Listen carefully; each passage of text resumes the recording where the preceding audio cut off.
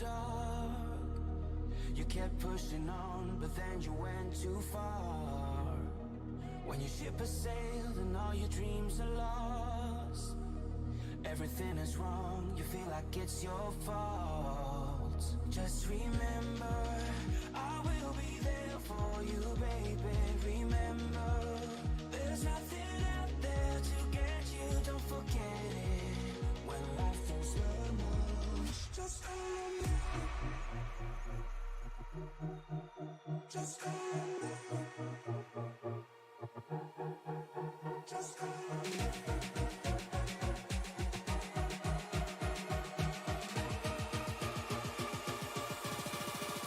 Just call me.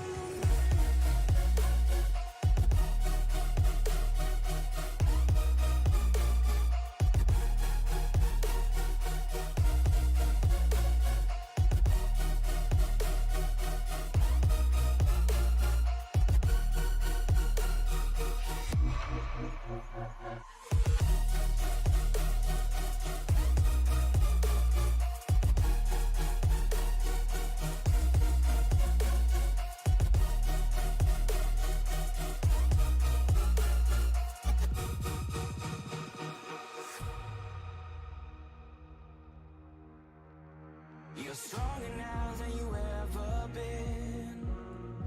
You gotta leave now, it's time to catch the wind. You will climb up high and look through the clouds. And when you're feeling low, I know you'll bounce back. Oh, and just remember, I will be there for you, baby. Remember, there's nothing out there to get you, don't forget it. When life throws lemons, just call me. Just call me. Just call me.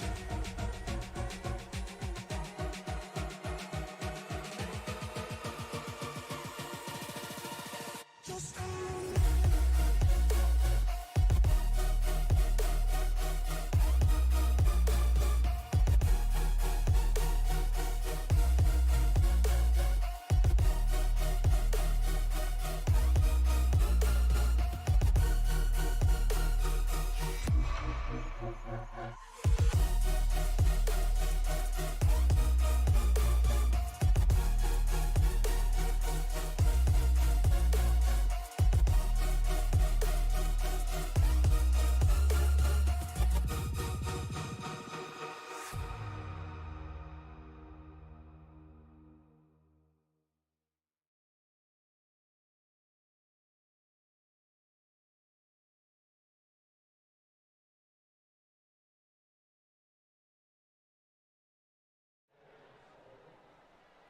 Ladies and gentlemen, welcome to the land of beer and brats. That's right, we are live here in Elkhart Lake, Wisconsin, as the HTL Cup Series, powered by Team Conti Setup Shop, comes to you for 38 white-knuckle, action-packed laps, turning both left and right here tonight. John Hagan is going for a 4-pack of wins, but could Caitlin Height or possibly even Josh Susie be the ones to stop him here on this demanding 4-mile road course?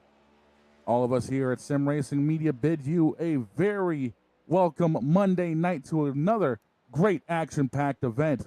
I am that man, that myth, that legend, the dog father, Shane Lake, coming back from a week of illness and pushing the ones and twos here with me high above the track in the Tony Trapazzo Memorial Broadcast booth, the one and only Angel Santiago. And Angel, I got a feeling we're going to be in for a fun one here tonight.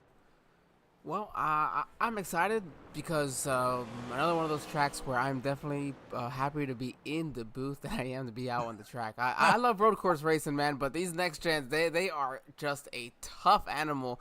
They just don't make sense. No, they really don't, because how stiffly these things are sprung. But at the same token, you can really get these things hopping coming down these corners, especially at the track that is quite simply known as America's National Park of Speed. You carry a lot of it into these corners. Yeah,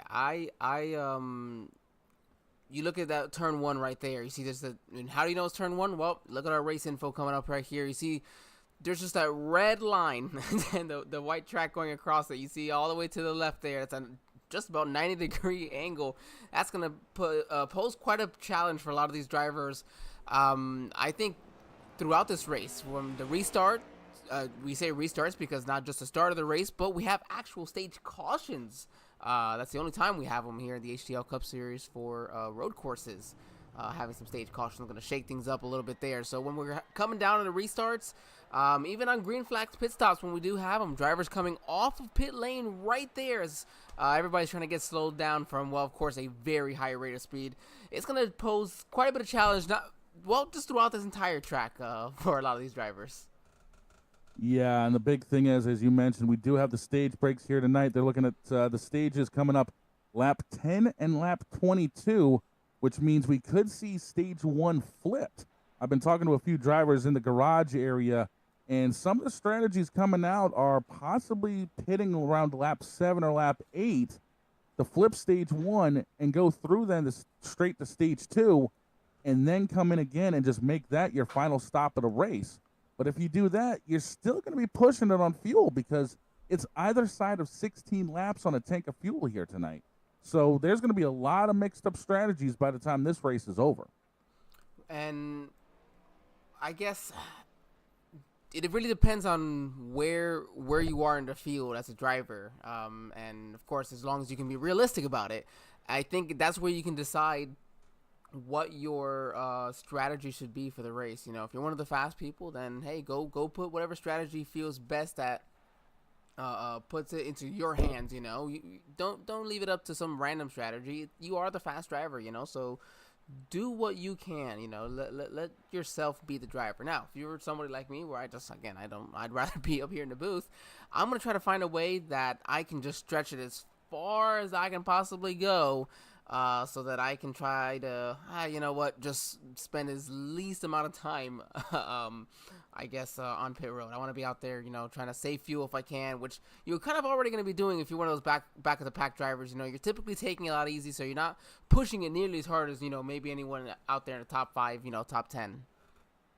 Yeah, and especially with some of these, the points battles, the way they've been shaping up with John Hagan still sitting on top of the points. Again, the man is going for 4 wins in a row, but statistically speaking, it has not been on anybody's side here, whether it was John's or the last person to try to go 4 in a row, which was Dustin Hall, who finished 5th in his attempt to go for 4. The last time Hagan ran here, he finished 29th.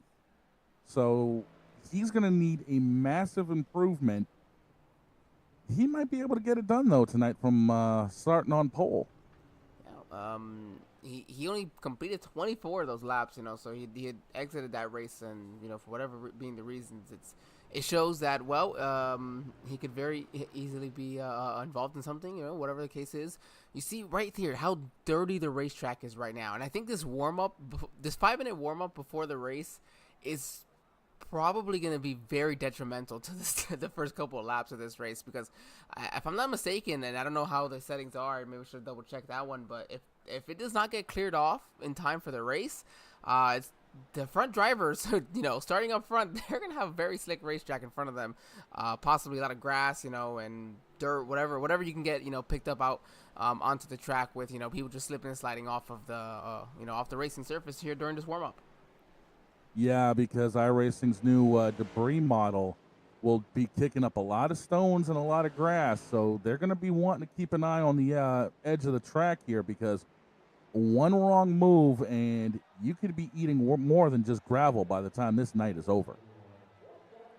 Yeah, well, those are concrete walls. They come up to you quick, and how this grass is and this gravel. It's slick like ice. You touch it, you're gonna go for a ride. There's no stopping it from there. So you just gotta be careful. We look at the track temp right now, 72 degrees. Yeah, or is that 77 or 72? It looks like 72 degrees from here. 72% for the humidity.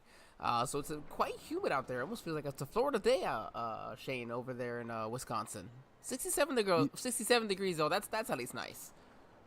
Yeah, this is what you would call barbecue weather in Wisconsin, man. This is the weather where you'd be kicking back with a cold one, throw a few brats on the barbecue, and have yourself a good time hanging around here, whether it's over in Canada Corner there, turn 12, or possibly sitting out there by turn 1 to see where all the action's going to lie.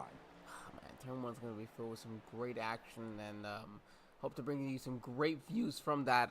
Thanks to Blake Henderson and his camera pack that, of course, he provides us for these races that we get set up. So thanks to him, Henderson Graphics, getting all that set up. We're excited to see what that turn one, and Brittany, again, a lot of these turns, turn one's exciting, but turn two is that was, to me, just as chaotic, especially on these starts, because everybody's just kind of trying to recover from what just happened in turn one, and you still got to get a really good run through two, because you got a nice long stretch before you get to the end there. And again, that's that downhill hard, even less than a 90-degree turn almost, it feels like, to the left, and it's a lot of work from there. You got to be able to hit your marks, and you got to really be focused on what's around you. Yeah, definitely. And I'll tell you right now, this track is definitely going to be one that's going to be shaking up a lot of rankings around here, not just in the points, but the power rankings. And speaking of that, I did happen to unleash my first ever top dogs on Twitter. And, I think I might have shook up the pot a little bit in this league because, I had John Hagen sitting on top for obvious reasons. You had Hunter Peach run in second for me, Mark Kissenweather third, Josh Husey fourth, Caitlin Height fifth, and then the back five went Josh Arnold, Kyle Taub, Josh Gaiman, Lily Sharp, and Jeremy Renault. So these are going to be 10 people that are going to be looking to either keep their way in my top 10 or actually try to shake up the top 10 and try to move around. So it'll be interesting to see how this track shakes up the points, shakes up the power rankings, and quite possibly could be sticking out later on this season as a opportunity gone by for somebody, just in case they don't make the playoffs. I love you bring that up. I mean, it's only race 5, but we got a long way to go still in this season. You still want to get an opportunity, of course, to get any chance for some bonus points. You mentioned John Hagen on pole here tonight. Not too surprising. I should get a different camera here for everybody so we can see this here. Again, John Hagen on pole with Tucker Sawyer right to his outside, 1/10 of a second off of him. Then Josh Gaiman there third, Caitlin Height in row 2, Lily Sharp, Bailey Thompson make up row 3, Josh Husey and Eli Sasick row 4. Elias Flores and then Yahir Rodriguez gonna make up that top 10. Yeah, Callie Height, after her suspension last week, returns to start P11. Chad Swadsworth will make up the end of row 6. Row 7, Jeremy Brial and Matthew Boone. Kyle Taub and Cody Panel will make up row 8. Row 9, David Schmiel Jr. and Tyler Ratliff. Row 10, Ross Baxter and Josh Arnold, with Boss Man Blake Henderson and Jonathan Adams making up row 11. Row 12 is Zachary Apperson and Austin Mongold. Richard Ode III and Mark Kissenweather will make up row 13, while row 14 belongs to the 8 of Steven Oberstadt and DeMonte Dotson. Row 15 is Patrick Oberstadt and Carmen Sienna, while the final row is Alfred Denny and Alfredo Hidalgo III. We got 33 cars here tonight. Not everybody quite showing up for Road America. A little, I guess, intimidating for some. We'll excuse at least myself with the 17 car. Zach did let me know he was not going to be able to make it tonight's race. He was going to be out of town, and I just forgot to put somebody in it. I asked one person, like I said, and I just forgot from there. We've been busy, but I'd rather be in the booth. I still don't want to be out there. Yeah, I feel you. Trust me. This is a bit of an intimidating 4-mile track. And look at these cars. All these next gens here ready to roar. Interesting that we have the Ford Mustang pace car as well here. Specifically, did not choose that Porsche. Sometimes comes with these road course races, but even with these cup cars. Yeah, it seems weird not seeing the 911 RSR lead in the field here. But hey, that's no problem at all. I don't mind the Ford Mustang running up front, showing itself up front. We got 2 Toyotas, however. Those are the ones that are on the front row. Everybody get to this very tight turn here. That you see all that gravel. Look at how much of it's already there on the racetrack, and how much more of it you're gonna see as this night goes on. Yeah, especially with that extra little bit of pavement there for runoff. there's going to be a lot of people kicking up some dust and gravel by the time a few laps get in. So you're going to have to keep an eye on things, because the way iRacing modeled all this debris and everything else, it could really throw you for a loop late in this race. Yeah, I mean, all it takes is we know the possibility, of course, of just a lap car getting off track and maybe even wrecking, getting into leader. It doesn't even take that anymore. All it takes is just having the problem of somebody kicking up a lot of dirt and gravel, as mentioned, all on the racetrack right in front of you. We got our track map actually set up here. You see, everybody can see all the cars there. Of course, it's all jumbled up, but once they get separated, as they will, of course, here, all their car numbers will show. We're getting ready to go green here. John Hagen on pole, as you mentioned. He's looking for 4 in a row. Shane, what are we looking like here? 4 in a row is incredible. 4 in a row is crazy. 3 of them, of course, these last 3 races he's ended up winning were all 1.5-mile tracks. And most of the playoff is made up of that.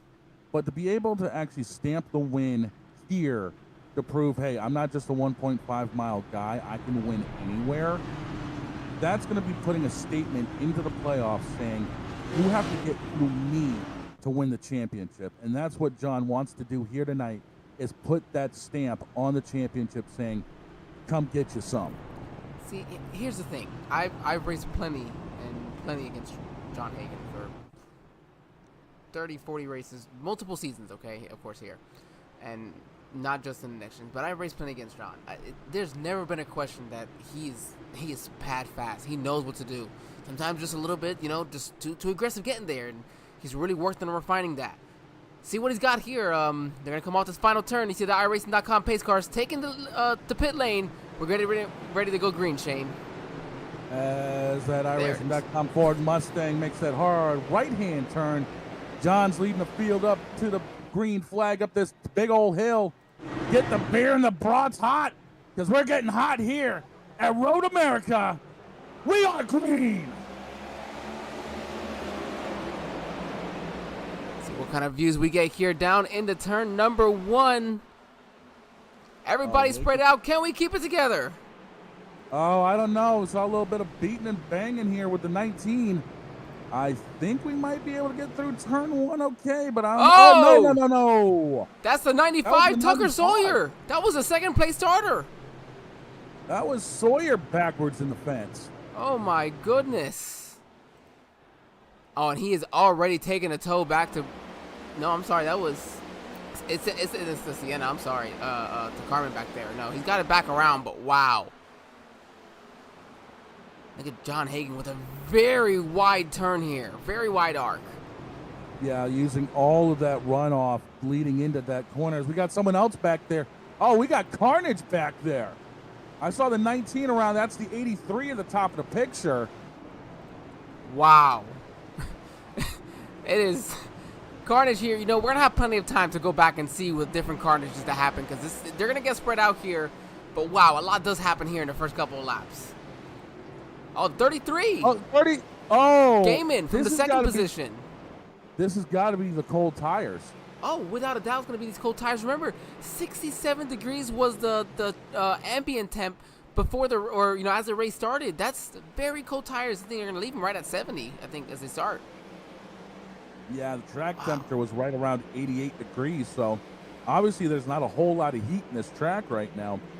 So it's going to take them about a lap or 2 to get up to snuff, which means you got to baby this thing. And right now, there's a few people that found out exactly how much you do have to baby it.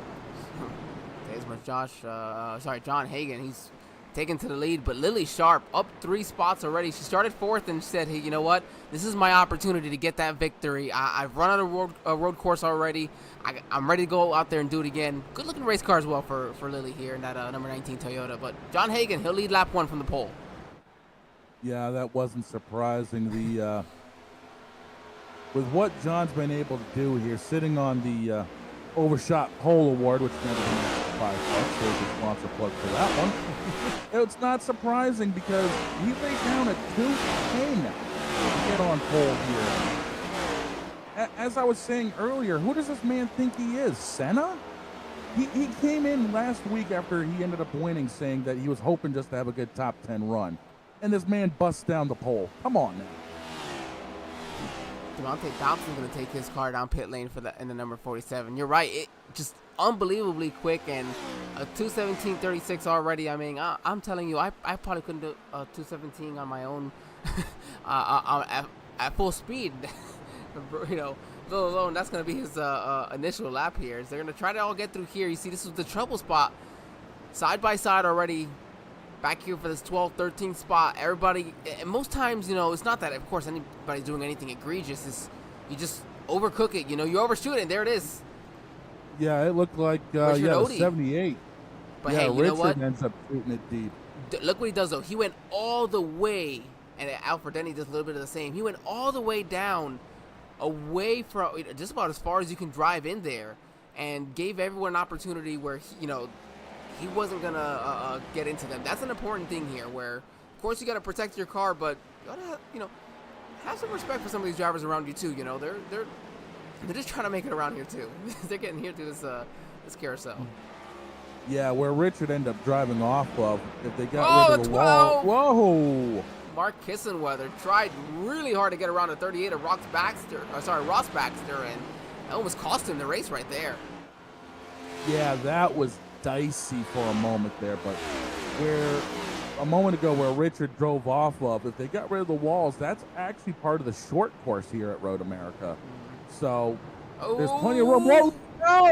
The 91, and I think that's the 28 of Matthew Boone, a former champion there, out into the grass area, gets it up and going, but I mean, this is where you're gonna have all night long, just chaos, especially on these restarts. And Caitlin Height, a 2:11.42. Wow. Yeah, that is hauling around here.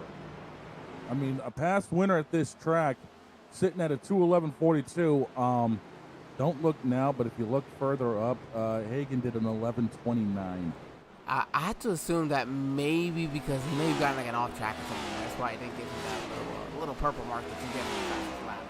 But you're right. I mean, we got chaos everywhere in this track, and it's all about trying to keep it together. You see the 12 got it, you know, kind of got it figured out here. Kind of go deeper through the field. We saw this.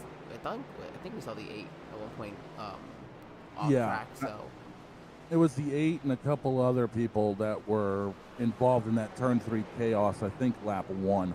Let's go back to that. And there goes the 8 sliding off again. Wow, I mean, we just blew away two of the worst time of the BS. Oh, there was another one right in front. Who's gonna get some heavy damage? Whoever did that. Yeah, the 8 looks like he's got a busted front end, and the 54 looks like he just ricocheted off the fence. Yeah, this is it's all about survival here tonight for a lot of these drivers, and no fast repair, if I'm not mistaken, huh? No, which means you've got to keep this thing in one piece, and again, that's all about managing. Okay, by no means kind of, but 2 years ago, I guess, season 4, when we raced here, that's what happened. I started back in 33rd of the 40-something cars I raced, and I think I would have managed 19th just by surviving, by just not. I mean, I know I went off track who knows how many times, but 19th was surviving at the time. Yeah, exactly, and that's the thing is, eventually it's going to be a battle of surviving, as we see the 81 Isuzu rocking the Rainbow Warrior paint job, trying to channel a little bit of inner Jeff Gordon, and we all know Jeff's success on road courses. Pure dominance. I love how everybody talks about how much we have. Oh my goodness, I'm sorry, I went speechless. A 2:11.12 there for John Hagan. Just pulling away there as Caitlin Height gets around Lily Sharp, as it looks like Lily may have gotten off track just a little bit, but Caitlin was ready to pounce. Yeah, Lily ended up dipping a couple of tires in the gravel, and Caitlin just took advantage. Yeah, Caitlin was faster that last lap around, nearly a second quicker than Lily. So Caitlin was already trying to catch, looking to make that pass somewhere, and did it at a good spot. Wow, look at all the gravel there. Look at all of that, and you see, look at this. The 19 a little bit sideways, and I feel like that's got to be from some of that gravel that's sitting there, that sand, right there before this sharp turn. Yeah, it's easily a lot of that gravel that gets kicked up by everybody, just either getting ready to set up their braking point or just, sliding off a little bit. even down going into the kink. Whoa! Who was that up in front that ended up locking That's up? the 91 of Jonathan Adams. Yeah, that's the other thing. Whoa, easy. Baxter gets a little bit off. Yeah, that the other big thing about road racing is avoiding tire lockup. You flat spot one of these tires, you are going to have a problem until you take them off on the pit stop. And it's already a problem as it is again around here. Then go ahead and add on the fact that you flat spotted it. It just makes the rest of this run just so miserable. Yeah, and again, we also now have to wait and see, with some of these people kicking up gravel and everything else, are they going to be the ones that come in early, or are they going to try to extend their run? Because, again, we were told by some of the people in the garage that the 95, he saved it. Just hold the brakes. We were told by some of the people in the garage that, look for pit stops around lap 7, lap 8. Something tells me that we may end up seeing them even a little bit sooner, the way some of these people are sliding around. So tell me though, I mean, we come into this race and we are looking for points. Let's say, we've had a bad start to the season, and we'll jump maybe a little bit here to the bottom if I get myself right here, where your guy let's see. Like Tyler Ratliff in F54 or Baxter in at 27 or Baxter. They're both right now 27th in points 4 races into the season. One top 10 between the two of them. Do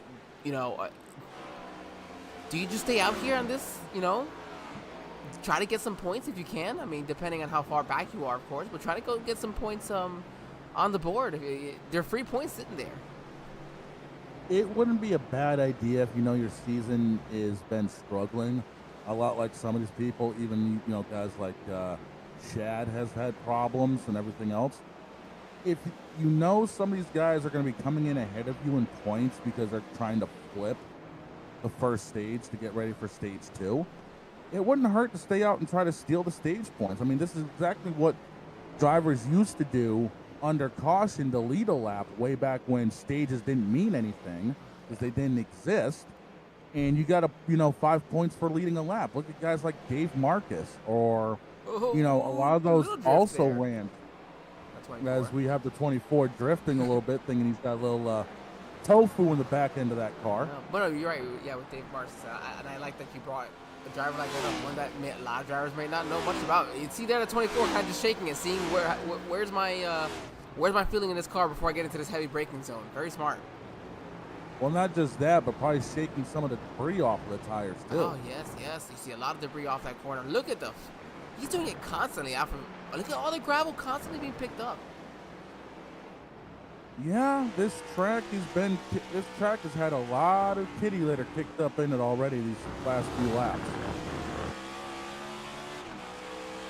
And it's just even running that little bit wide on the curbs will pick up that just a small amount of dirt, small amount of grass, and it will get on the track, and next thing you know, you'll be picking it up on your tires. And of course, it's not like an immediate concern to you, but of course the driver's behind you, and of course that's just a constant domino effect.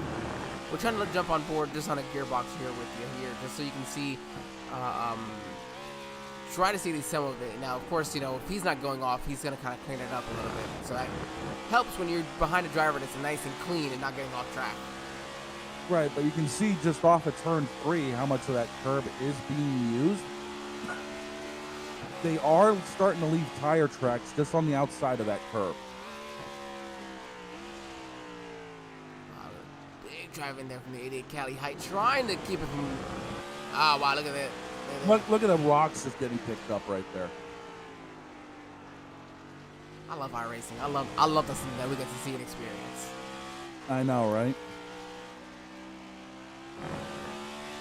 Just the right there, you can see it coming off the tires, just some of the grass and everything, just from the line that these guys are taking around here. There you go, more grass coming up. A lot more gravel coming up.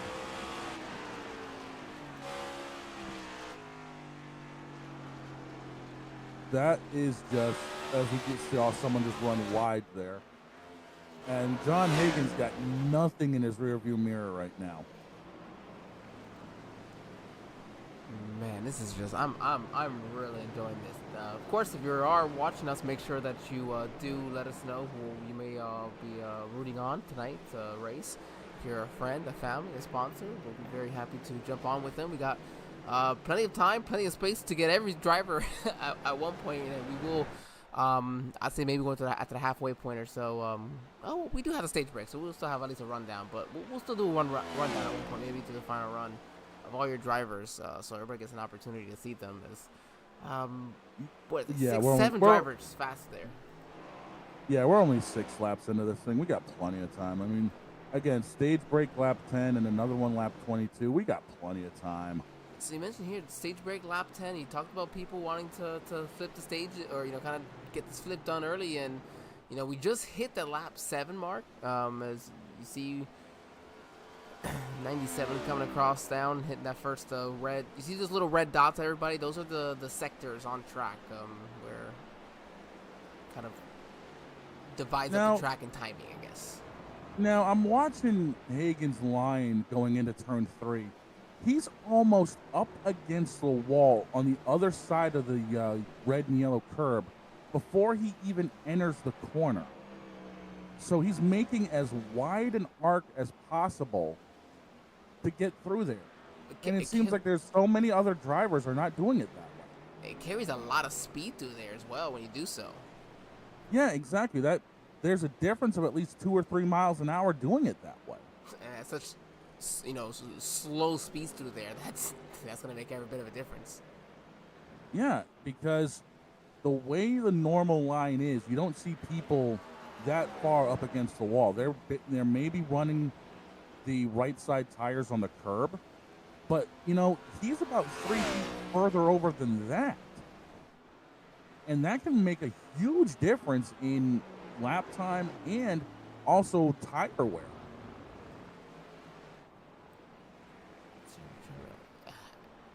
Tire wear. I wonder though. Yeah, is that? I mean, I think overall he's got such a clean air in front of him. He should be pretty much all right. You see Gaiman making up some time here now, getting past Lily Sharp after his issues early on. So you see Lily just kind of fading a little bit here as the laps go, but she was there to take advantage. And here it is, the first one to pit lane, Caitlin Height from the 2nd position. Josh Hagan's Susie in with her. Hagan was in with her. Susie's in with him. No, Hagan stayed out. Yeah, Hagan did stay out. Here comes Bailey Thompson. Camera playing tricks on me. It's right at lap 7, though, or as they completed 7 laps. I'm sorry. That's right about where you called it. Yeah, again, that's where a lot of drivers were saying, hey, keep an eye on things. We could end up trying to flip this stage, and right now that's what it looks like they're doing. And Tucker Sawyer, along with Elias Flores, they're also going to come down pit lane. So Tucker, even with his problems, you see that front-end damage, going to go ahead and still stick with the plan, it looks like. And yeah, the front end of that 95 does not look happy, but at the same token, it didn't look like it was struggling that much. 16 Kyle Taub, he's also going to come down pit lane. So a little surprising there. John Hagan's going to stay out. I wouldn't be surprised if he came in next time by, or this time by, I should say now. You look at all that gravel just bouncing around on the track underneath those tires. How do you just manage that as a driver? You just got to be mindful of it. I mean, you're going to run through that, and you might end up losing grip for a corner or two, but that's when you got to be able to take it a little bit easier in those corners. As Susie looks like he's getting around. Blake Henderson here. Yeah. I'm sorry. I'm looking at that 25 car, and I'm thinking I need doggone sunglasses because that looks like it belongs in a taste of Miami Vice here with that right side. Yeah, I think that's a pretty good way to put it. And then he's got the left side completely red. Oh, well, I changed the wrong driver. There you go. Yeah, the arcane paint job here I mean, if you look at the left side of that car, the entire left side is black and red, but the right side of that car is that neon teal. Yeah, I like the way he's got it set up too. Well, it's a good thing this is virtual and not NASCAR, because NASCAR tell them to change the paint job on it. Yeah, they said no, you can't do that. I mean, they did it to Terry Labonte, they did it to Casey Payne, and I think they even did it to one of Junior's cars at one point.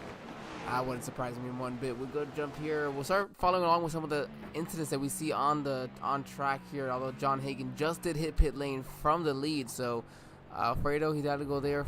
And getting right to that gravel, and maybe even a little bit too quick onto the throttle here. So easy with these next gens. Yeah, the way the diffs are in these cars, it is so easy to jump on the throttle and just have the car just bounce on you. So you've got to be mindful of it. As we also see, and this is going to be another talking point here as this race goes on, the brakes. These things are glowing right now for a lot of these drivers. You know, they're using a lot of pedal right now. You know, you got to manage these brakes on a road course, and someone may end up not having a whole lot of pedal by the time this is over as the 33 goes off. Their grass is just everywhere there between these two. Yeah, and that 33 is dropping more gravel than a doggone parts truck right about now. My goodness, but hey, look at this. Is that, well, Lily Sharp has been faster. Gaiman just put down his fastest lap here of the day on lap 8. I mean, it's not uncommon where you just, again, you put the tires, you really start getting just, you feel that comfort as you see one car sideways off the track and gonna put out a decent amount. Oh, they're gonna stay off the track there. Yeah, it was that Dollar General car. I think it was Alfredo Hidalgo who was. Yeah, it had to be. It had to be. So you see Josh Gaiman, he says, hey, you know what, I'm definitely pretty fast here, so let's see if we can't get ourselves a stage win. But Lily Sharp right there said, this is a chance for me as well to go ahead and get a stage win maybe. Yeah, and I believe it'll be coming up this time by for the stage. So it'll be interesting to see if Lily can actually close down on Josh going through this final lap here. Well, this is a little bit of work here for Gaiman, trying to make up for a 15-point penalty. You know, he had earlier this season after the Daytona 500 race. So, and that's from hitting 24 incident points then. So those 15 points hurt. He had a bad race this last week. So right now down to the 13th position in points, and he's just really trying to make up some something right now. He is already 106 points back. That he has 104 coming into tonight. That's a big jump he's got to make. Not necessarily on the leader, but at least somewhere into a comfortable position on track, or in the points battle. Yeah, definitely, and picking up a stage win. And we talked about this earlier with a couple other people who may have been having bad runs. This is the exact reason you do it, is to try to pick up points where everyone else may just leave them on the table, to sacrifice a stage in order to, end up winning the race.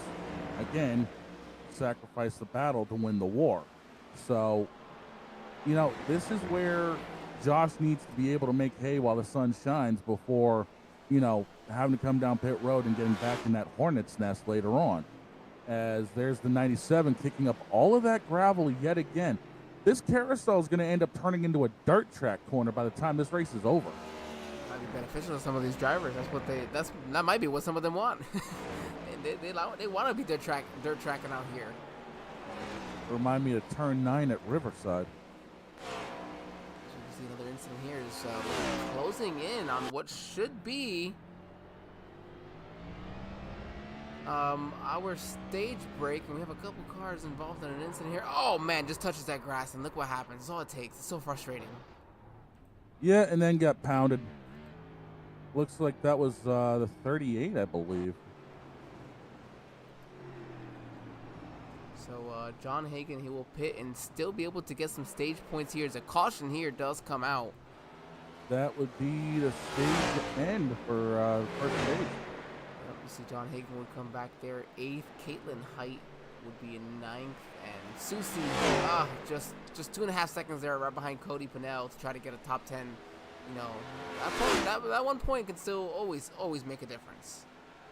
Yeah, top 10 at the end of this stage. Josh Gaiman, Lily Sharp, Eli Sosik, Yahir Rodriguez, Jeremy Brialt, Shad Swatsworth, Mark Kissenweather, who's up 19 positions to P7, John Hagen, the pole sitter, Caitlin Height, and Cody Panel, your top 10.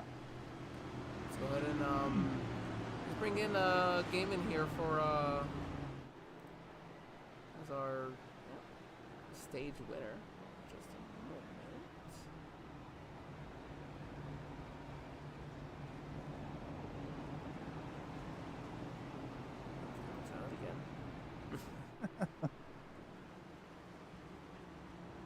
moment. You know how finicky these radios can be on over a 4-mile course. Quite a bit there. All right. Josh Gaiman, this is Angel and Shane here in the SRM broadcast booth. You got us, buddy. I got you.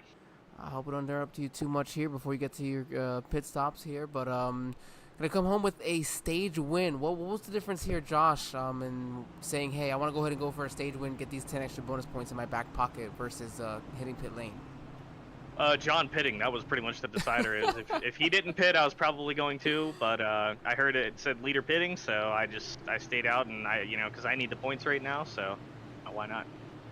You mentioned having that point penalty after Daytona and just the bad race last week really affecting you, being quite the point deficit down. So, Josh Gaiman, what you got to do here to be able to beat John Hagen really before this race is over and before we get you headed here to your pit stop? Probably a cheeky lap car, making a mistake at just the right moment. It would be really cool. He's got speed. Love him or hate him, the guy's fast. So that's what. I don't know. You just gotta pray something happens, or maybe I can find something here late in the race. See what happens. You never know what can happen here exactly here when these restarts. Remember, no faster pairs, and you're not exactly starting in ideal positions whenever you're on a restart. So we'll let you go. Good luck, and hopefully we get to talk to you at the end of this one of the top 3 finish. Yeah, absolutely. I'll make sure I send you to the right send you back to the right team here.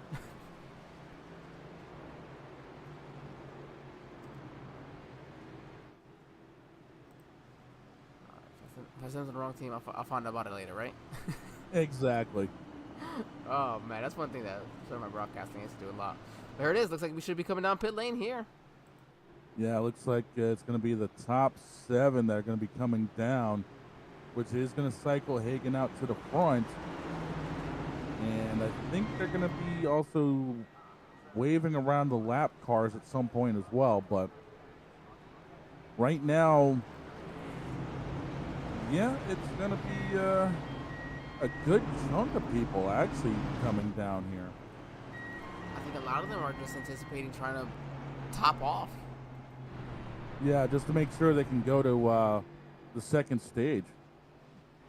I don't think it's a half bad idea. Well, while they do that, let's go ahead and take our first break of the evening as these drivers get a chance to try to stretch their legs ever so slightly. When we mean that, we mean they hold the grass with their left foot for a moment while they stretch their right one. But man, the knees, everything's getting worked here at one of these road courses. So that it is, trust me.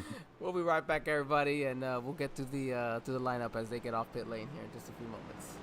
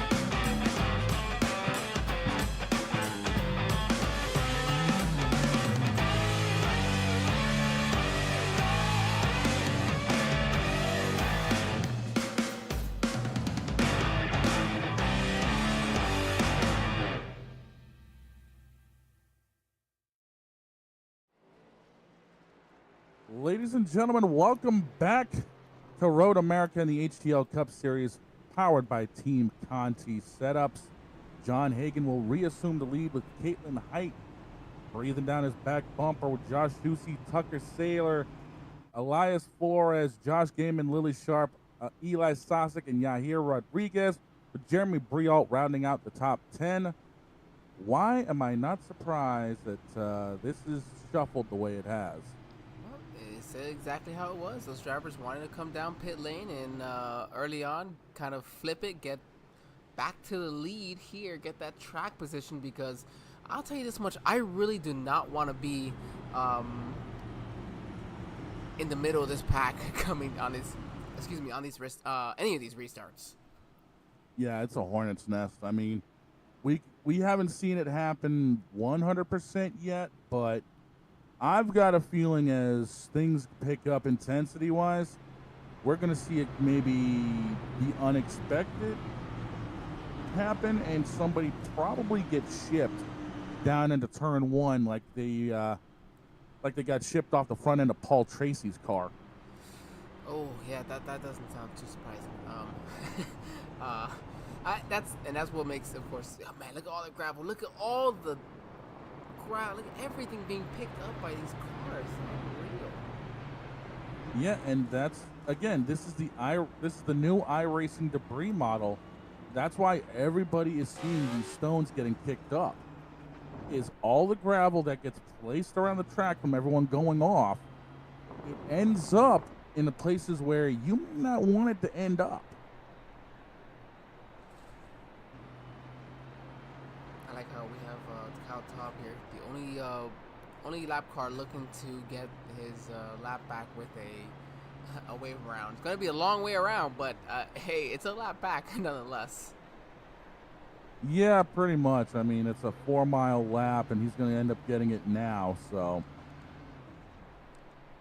he might be able to close up in time by the time they get to Canada Corner. I mean, that's what I'm thinking. He's going to end up catching everybody, but, you know, we'll obviously have to wait and see. But this is where I think there's going to be a lot of action, is right down here in turn one. But, you know, turn three, the way there's so many different lines of attack, we've been seeing it from everyone basically going up near the wall like Lily and what John have been doing, to almost the more traditional line of running just with the right sides on the curb. So it'll be interesting to see how this all shakes out, you know, as we restart this race here with about 10 to go in this stage.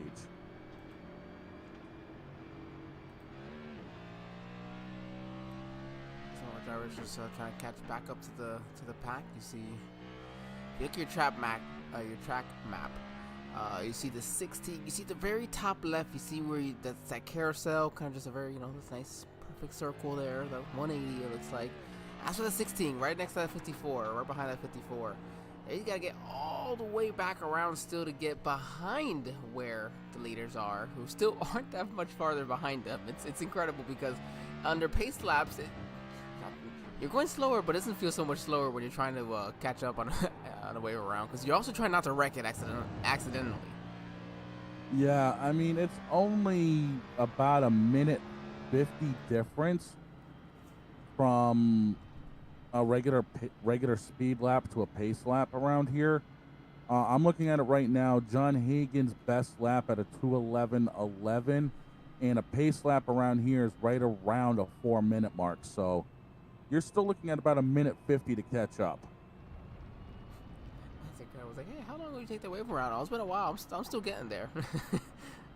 Yeah, just give me a minute. I'll catch up. I mean, we'll get there eventually. As long as GPS don't get me lost. He's like, it told me to take right. No, that's Elkhart Lake, man. No, that's the actual lake. You want to go towards Canada Corner. You'll be fine over there. You'll be fine. Shuffle through the field here.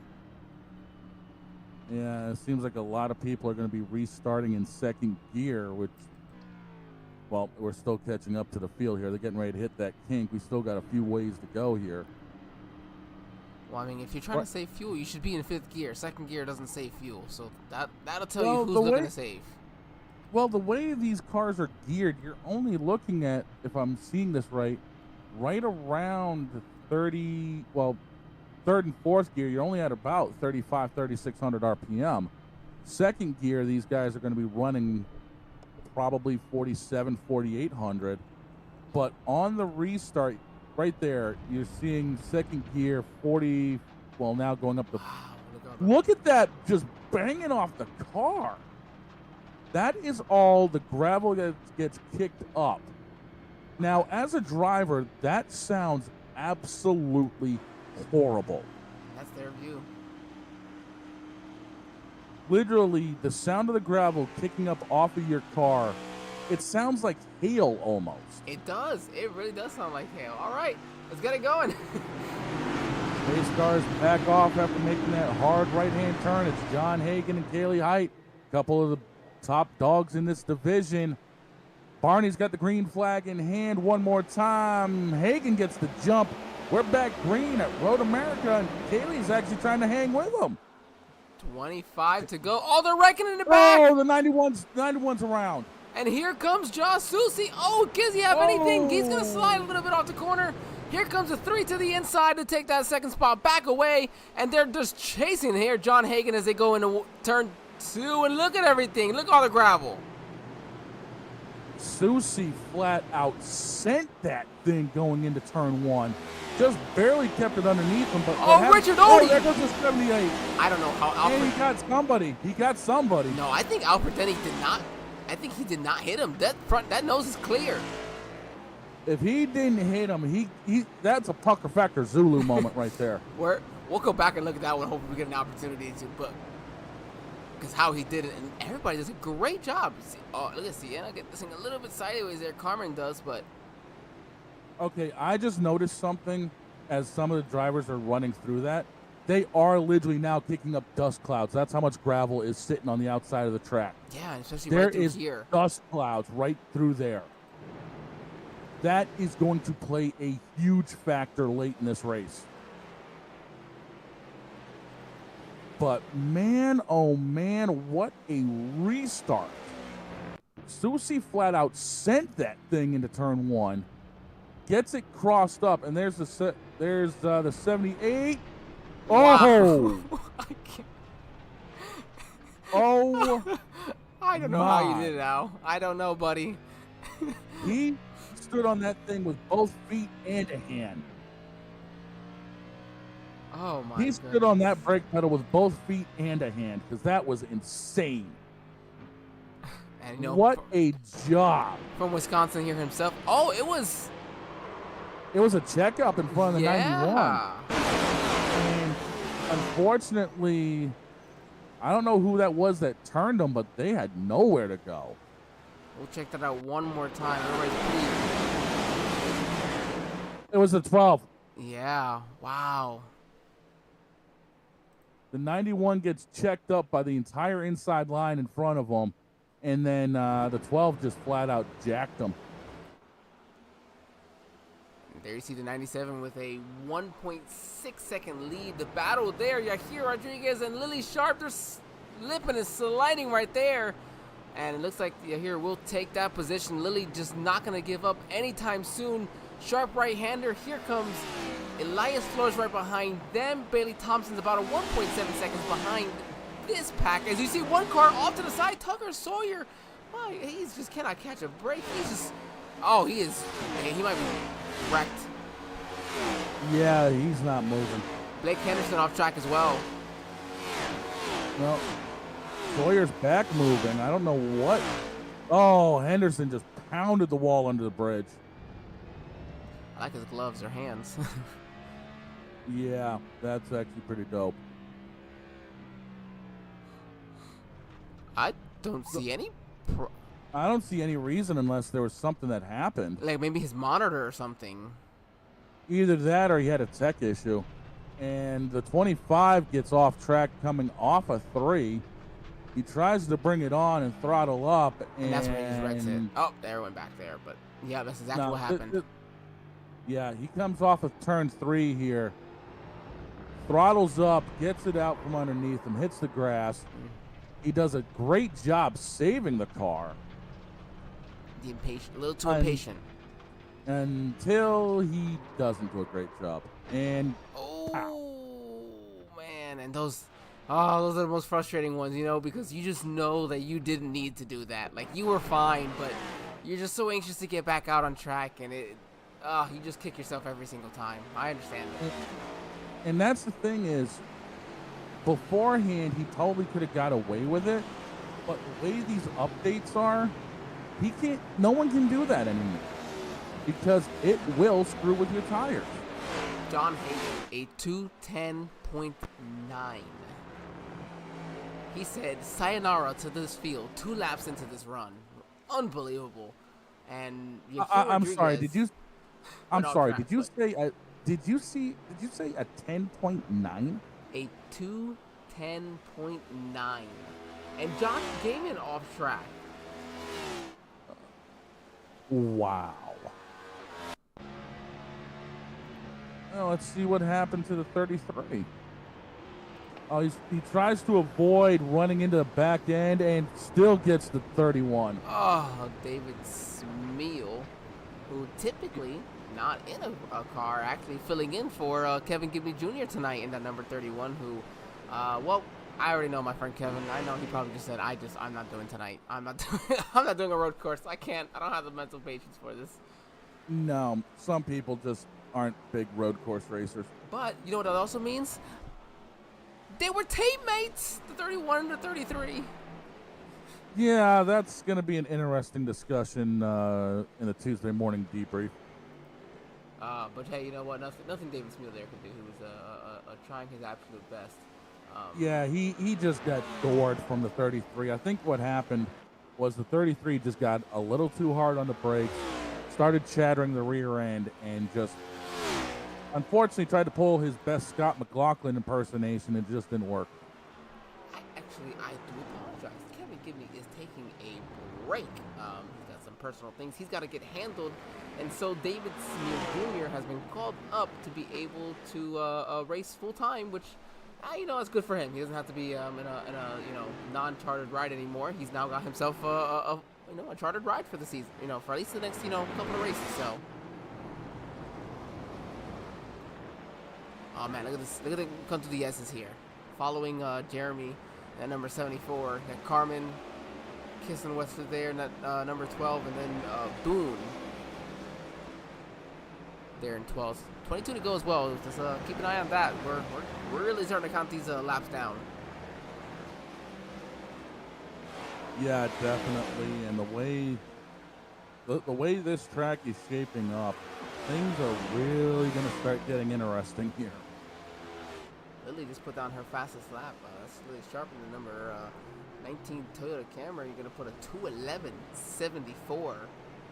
That'll put her faster right now than Susie's fastest lap, who she is just eyeing to try to make that pass on right now. And yeah, she's going to get... The thing about it is, a lot of people don't realize, you can actually pick up a whale of a draft down these straightaways from the car in front of you. So you have to anticipate that. Yeah. So if you're looking to make a move on somebody like what we just saw here, you need to be able to anticipate if you're coming in 3 to 4 mile an hour hotter than usual, you're going to have to get on your brakes a little bit sooner. And that's also going to lead to a lot more breakaway. Looking for Zachary Apperson getting off the track there a little bit. Have you noticed how this line coming into this turn has changed a little bit for a lot of these drivers? Quite a few are going really far out now. You didn't see here in his last couple, but I saw drivers even like Alfred Denny, not one that tends to be aggressive at all. He was running that very, I have to say, that John Hagan-esque line coming off of, or going into that very sharp left-handed turn. Yeah, they realize what Hagan's putting down, and they're trying to figure out if they can adapt it to their driving style. Look at all that gravel on the outside of Canada Corner here. You cannot get off track here without having a problem. Yeah, So I would probably personally have at least 4 or 5 just per lap. I you, give me GT3. I haven't had time lately, but I've spent some time driving those and having fun. You know, they're meant, you know, to turn left and right, not these, you know, bricks. I say that because I yeah. just don't enjoy the way they drive. But clearly, you have 30 drivers out, or maybe not all 30 drivers are happy about it, but it's a road course, you know, we're oval people. But at least, you know, this top 5, they seem to be having fun. Top 10 even. Yeah, I'd say probably at least half the field's having fun. The other half is like, I cannot wait to get the heck up out of here. Oh my goodness. You gotta have these road course races, though. Of course, you know you can't really just skip them. It doesn't matter. You gotta have it's part of NASCAR. It's part of, you know, what you're trying to build, and part of wanting to you know, to mimic what that is, and again, just to test what your drivers can do. It's Elias Flores is under attack from here, Rodriguez, for that 6th spot, and 99 gonna go ahead and let him ride on by. Oh, gets a little sideways of a 24. Yeah, you can see the rubber that the 24 laid down. As soon as he got on the throttle, the back end kicked out. He had to bail out of it, and now he's going to have to try to reset to come after that 99. I don't know if you want to do it here in the carousel. That's a little bit, or coming up to the carousel, that's a little bit dicey. I can imagine that here probably wanted to be in that number 99 car, based on the paint scheme. I'll take the 24. I'm more of a Chevrolet guy personally. No, but I guess I mean in the sense of, I think he's probably a Daniel Suarez fan, considering the Daniel Suarez paint scheme on but of course the 99 belonging to Elias there. Yeah, I think that yeah. Oh, we see a couple of cars kicking up more grass. Yeah, I'd say the 24 is a bit of a Suarez fan. Yeah, Probably wants to be amigos. I don't blame him there. That was our own decor of his. What I'm really excited for is, here it is. You got a 4-way battle here, essentially, for this top 5 position. It's Elias Flores, you see the 99, but then Yahir Rodriguez is trying to make up again. He was, remember, making a pass on Lily Sharp on the initial restart, just that he went off track, and he's just been trying to make up for it since. Then you got Bailey Thompson, and I believe, that's Chad Swatsworth just peeking into the picture here, about a second back, but he's right there within striking distance. Yeah, he's right there, just kind of watching everything kind of kicking around a little bit, just to see if he can be able to capitalize in case somebody bobbles. But I just noticed in turn 1, even the outside of the curb you use to turn into the corner is starting to get dirt kicked up off of it. So every single driver here is pushing and pushing hard. You didn't know this is the also the HTL road course dirt track racing. We do all of it here. So wow, a very, very strong entry there. See the 24 take it from the 99. 99 gonna go ahead and take it right back. Seeing that on board from that from the 18 of Chad Swatsworth. Man, what a great view there. Yeah, I think the 24 just sent it in a touch too deep, and as soon as he got back up on the throttle, once again the 99 was back around him. So these two are going to be fighting for it again, as there's the 24 trying to send it in, locks it up, just about takes the 99 with him. Wow.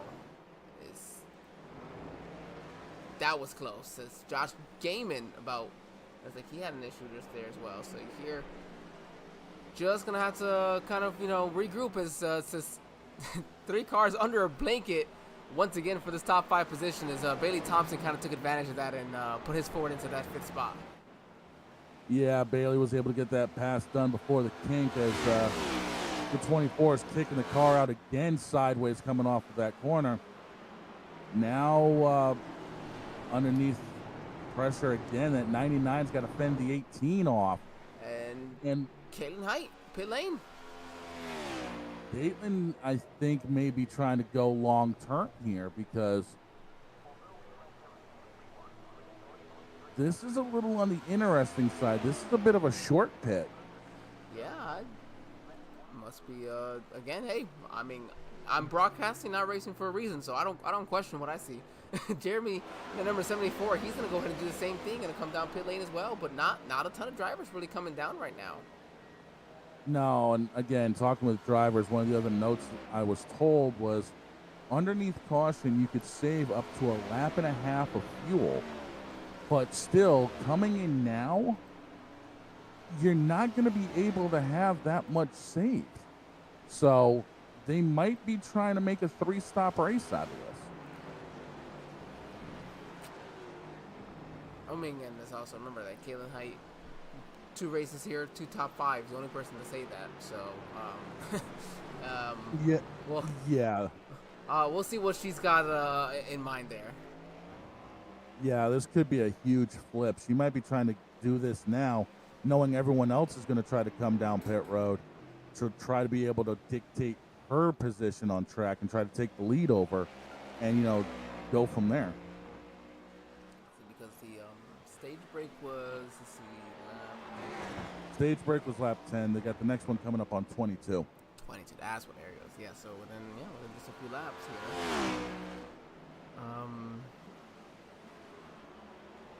Kyle Taub, he came down pit lane. Josh Susie as well. And I think Gaiman just kind of under some damage repair, which I'll tell you this much. It makes that that stage win for the first one feel that much better and that much more important to have those points in your back pocket. Yeah, especially if you get the front end cleaned off on here, because even though it takes about 2.25 minutes to get around this place, if you end up with 5-6 minutes worth of damage, you're still looking at problems. Man, I'm wondering. Oh, we got a couple still here. So Elias and he's now got this 12 of Mark Kissenweather on his back bumper. Yeah, it looks like the 24 got around both of them. And as did Bailey Thompson, cleared them pretty much from there. So.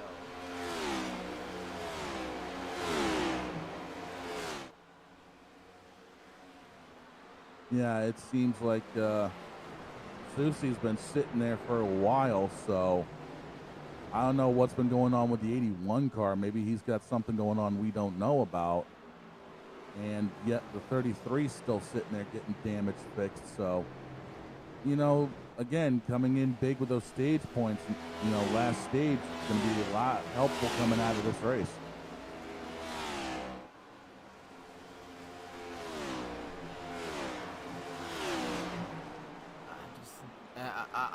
Oh my goodness! Look at this. You see how? Look at the 12. Look at how far out that 12 was. Is that not an off track out there? If it was, people I don't think would be doing it by now. I think if you're able to keep the left sides on the rumble strip, I think you're fine. Okay. But my bigger concern is the fact of going out that far, you're picking up a lot of gravel on the right side tires. Oh, yeah. That's, oh man, I got the gravel through there. At this point, Shane, I don't think it matters where you are on the racetrack. I think you're gonna get the gravel. No, I think you'd be better off running like a rallycross car here, because it's going to start really sliding around on you here late in this race. Yeah, slipping and sliding is a great way to put it. I just kind of wanted to bring up because Mark Kissenweather, he restarted back. He started back in the 20-something position. I mean, he's made his way. I know we have some people with pit, and here comes our caution here. Yep, that's the stage end. Was that 22 or? Yeah, they might have thrown it early. I'm just thinking here. He finished lap 21, so it would have started lap 22. Oh yes, that's right. I'm always a little thrown off with it because it already says 17 to go in there. So. Yeah. Oh my goodness. Well, we'll actually do our first. Let's go ahead and let everybody go ahead and pull up. While everybody does, oh, right, here we go. Here goes Lily Sharp. We got a long way for everybody to finally come back across.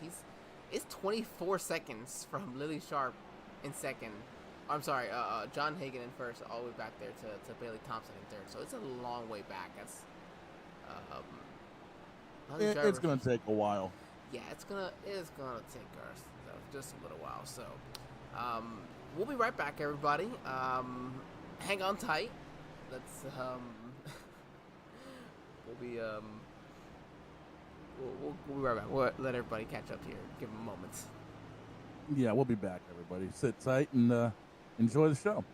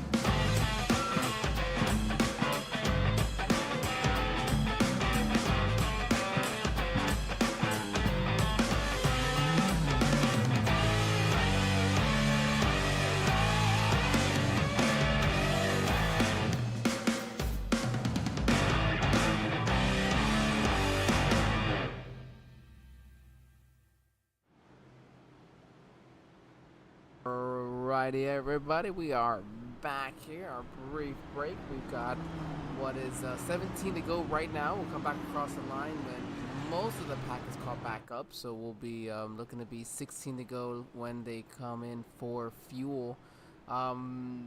We heard, at least we had a couple drivers let us know, 14 to 15 laps for fuel is looking like. Who's going to be really saving, and what kind of battle do we see here in this final stage because of it? Honestly, I think it's going to be one of those where when we get the restart, it's probably going to be with about, 15 to go.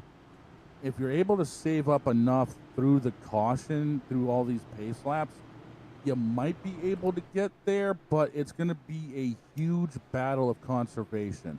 Seeing these 210s and 211s, I don't think we're going to be seeing that in the final stage. I think we're going to be seeing more towards 213, maybe 214, just to make sure that people have enough fuel. So I think we're still going to see some interesting battles, but it's going to be one of those where who can pace themselves the best. And pacing yourself, it's so hard, man. It's a road course. You see everybody slipping and sliding, flying off the track. You know, everybody's trying, and well, here it is, a very, very, very busy pit lane. Patience is a virtue, young grasshopper. Unfortunately, patience and my right foot do not seem to agree. It seems like a lot of people just came in and got fuel only. And this is going to shake the lineup up in a huge way. Yeah, because this is putting John Hagan, if I'm not mistaken, right now into the 5th position, it looks like. We got him on scoring in 6th. 6th, I'm sorry. I can't even do math. Yeah, that's why I'm here to help pick things up. We don't do math here. We don't do math. No, thank you. The public educations have had problems around here. Exactly. I'm not Florida Man stories for a reason down here. Oh, goodness. Nonetheless, let's see. We've got now 22 laps completed, and we're going to be engine forward. Let's see, 15 to go when they come back around. Bailey Thompson, how about this? We'll put Bailey Thompson to the top of the board here to be one of the few different drivers we've had here tonight. Yeah, Bailey Thompson, Caitlin Height, Mark Kissenwater, Matthew Boone, John Hagan back up to 5th. I guess somebody had to cycle behind him. Yahir Rodriguez, Elias Flores, Jeremy Briault. We've been saying that name inside the top 10 at the end of these stages. Shad Swatsworth and David Schmiel have all come off pit road as your top 10. I mean, just look at your names, guys, who are out of this race. Josh Gaiman, 27th. Richard Odie, Patrick Oberstadt, Jonathan Adams, Callie Height. Austin Mongo, DeMonte Dotson. So that's right there, 7 drivers out of this race. I mean, then you have 7 more drivers who didn't show up to this race. You'd have a top 25 just from showing up and keeping the car in mostly in one piece here. It looks like, I think, over the next 10 laps. Well, not just that, but Josh Schusse in the 81 is still sitting on pit road. That car is not going anywhere. Yeah, he's been on there for for almost 10 minutes, so it must be some pretty heavy damage that he received as well. Where, oh my goodness, yeah, look at that, where he's right now 2 laps down. Yeah. Ratliff as well, not enjoying himself in his his rookie debut for Road America. As we come here to just past these almost to the S, I guess. We're about to get through here.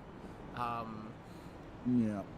We're still 2 to green now, everybody. We see the lights are on the pace car, so we will have 1 more lap before we come across for green flag racing, and again that'll be then 14 to go.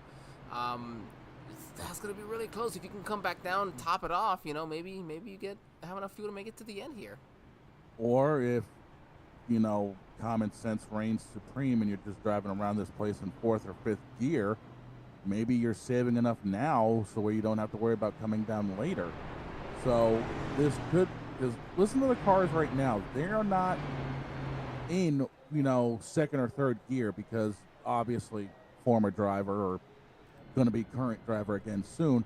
Right there, 2,400 RPM in 5th gear. And some of these guys are even coasting further. So they're doing their best to save, to make sure that they can make it to the end. We have 14 drivers who did not pit, and then we have about another 8 who would come down pit lane here to top it off. Matthew Boone, Kyle Taub, Ross Baxter, Blake Henderson, David Wright, Lily Sharp. We saw her running a top 5 for so much of this race. Going to come down and top it off. Zachary Apperson, Fredo Hidalgo as well. He's going to come down. So quite a few drivers coming down to top off. Yeah, they're just trying to make sure they make it to the end. I wonder what happens to Lily Sharp. It looks like damage in the front of this car, actually. Yeah, I think just wear and tear throughout this event, because you do bang into people from time to time on the road courses. I mean, we see it all the time with the actual Cup Series. Sometimes these things look like they belong in Martinsville by the time this race is over. So, actually, it doesn't surprise me. I wasn't expecting to find anything. Well, even. Oh, what's the line? already there. Hold on. Yeah, something had to have happened because that thing got shoved.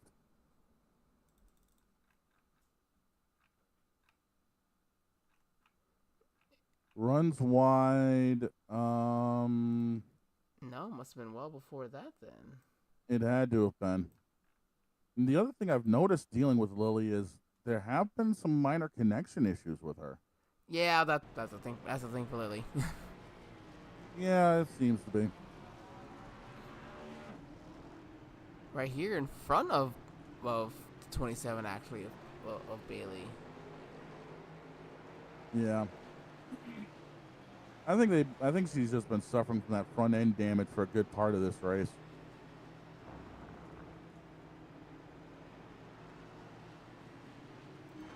Yeah, no, you're right. I'm just so surprised. Yeah, there had to be something going on with that car. Regardless, that'll put Lily Sharp back there in the 21st position. Wow. Oh, right in the hornet's nest. Both her and Caitlin Height are the only 2 drivers with top 10s in both of the only 2 Road America races that HTL has held for their Cup Series. So she'll be looking to keep that going with Height to be the only 2 with 3 top 10s. Height right now gonna be restarting this race from the front row here first. Yeah, looks like trying to take the outside line here.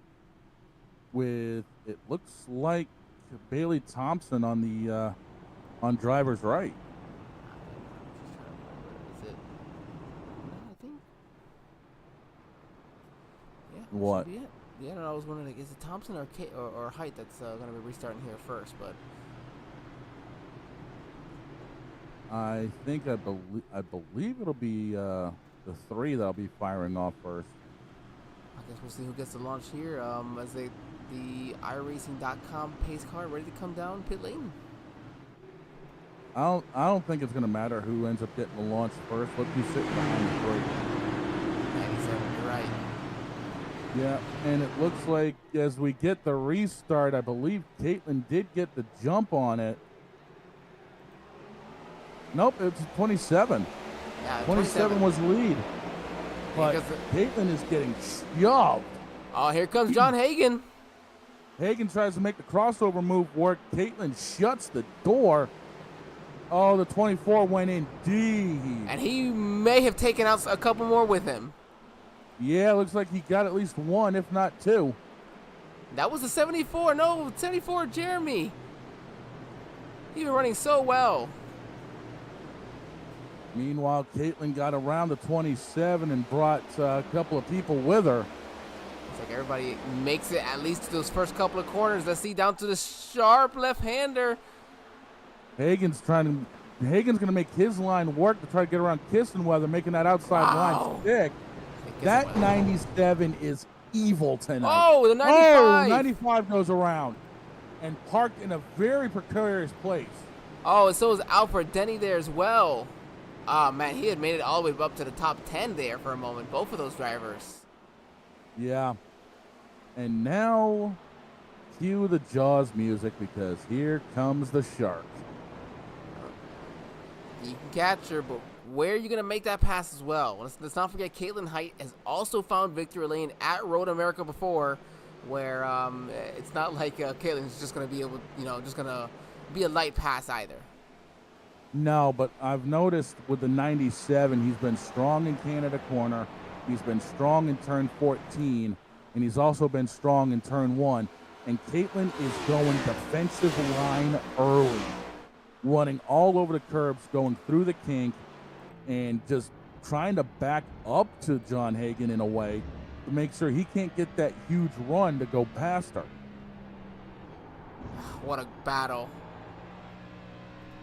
What a battle of skill here we get to witness. Am I seeing right on the back bumper of that 3 car? Yes. Since when did Ferrari come out with a Camaro? Yeah, I don't know where we're at right now, but hey, I guess Chevy doesn't have a Camaro now either, so what difference does it make? You see the 97 is strong. Oh, shuts the door for the 3, but I don't think the 97 was looking right there. Just kind of maybe wanted to peek and say, hey, hello, I'm here. Fill in the mirror. That's all he was doing was fill in the mirror. He knew what he was doing, and he just flat out said to Caitlin, I told you I'm good here. Now you're going to have to really defend. Yeah, I'm going to force you into a mistake. Yeah, and there's no way, as good as Caitlin is, and I've gone back and watched some of the prior road course stuff, the way John has been driving tonight here, just right there, there's your huge difference. Caitlin takes a shallower line here, and Hagen just takes it a little bit more open, and that's where he's able to close the distance as they come up the hill. There it is, just peeking to the inside.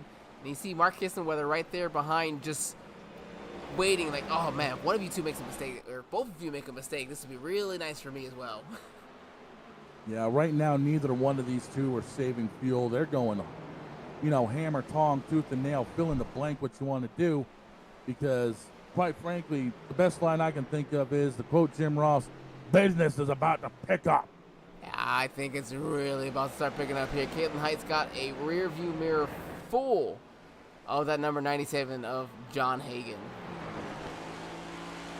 Yeah, right there. There's your eyeball test. That's what about a quarter of a second looks like. And here's Hagen just deep on the brake pedal, just closing up.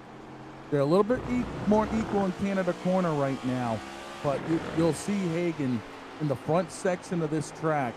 He is just that much stronger. Look at that. Look how he closes up right there as they get ready to come up the hill off of 14. That's got to be where he's making up his time overall, that braking. Yeah, the braking into 14 and then the braking into 1. He knows how deep he can carry it.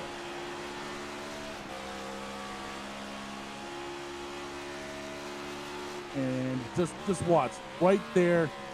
He's not looking to make the move. He's just looking to close it up just a little bit and say, hey, now you're really going to have to test yourself.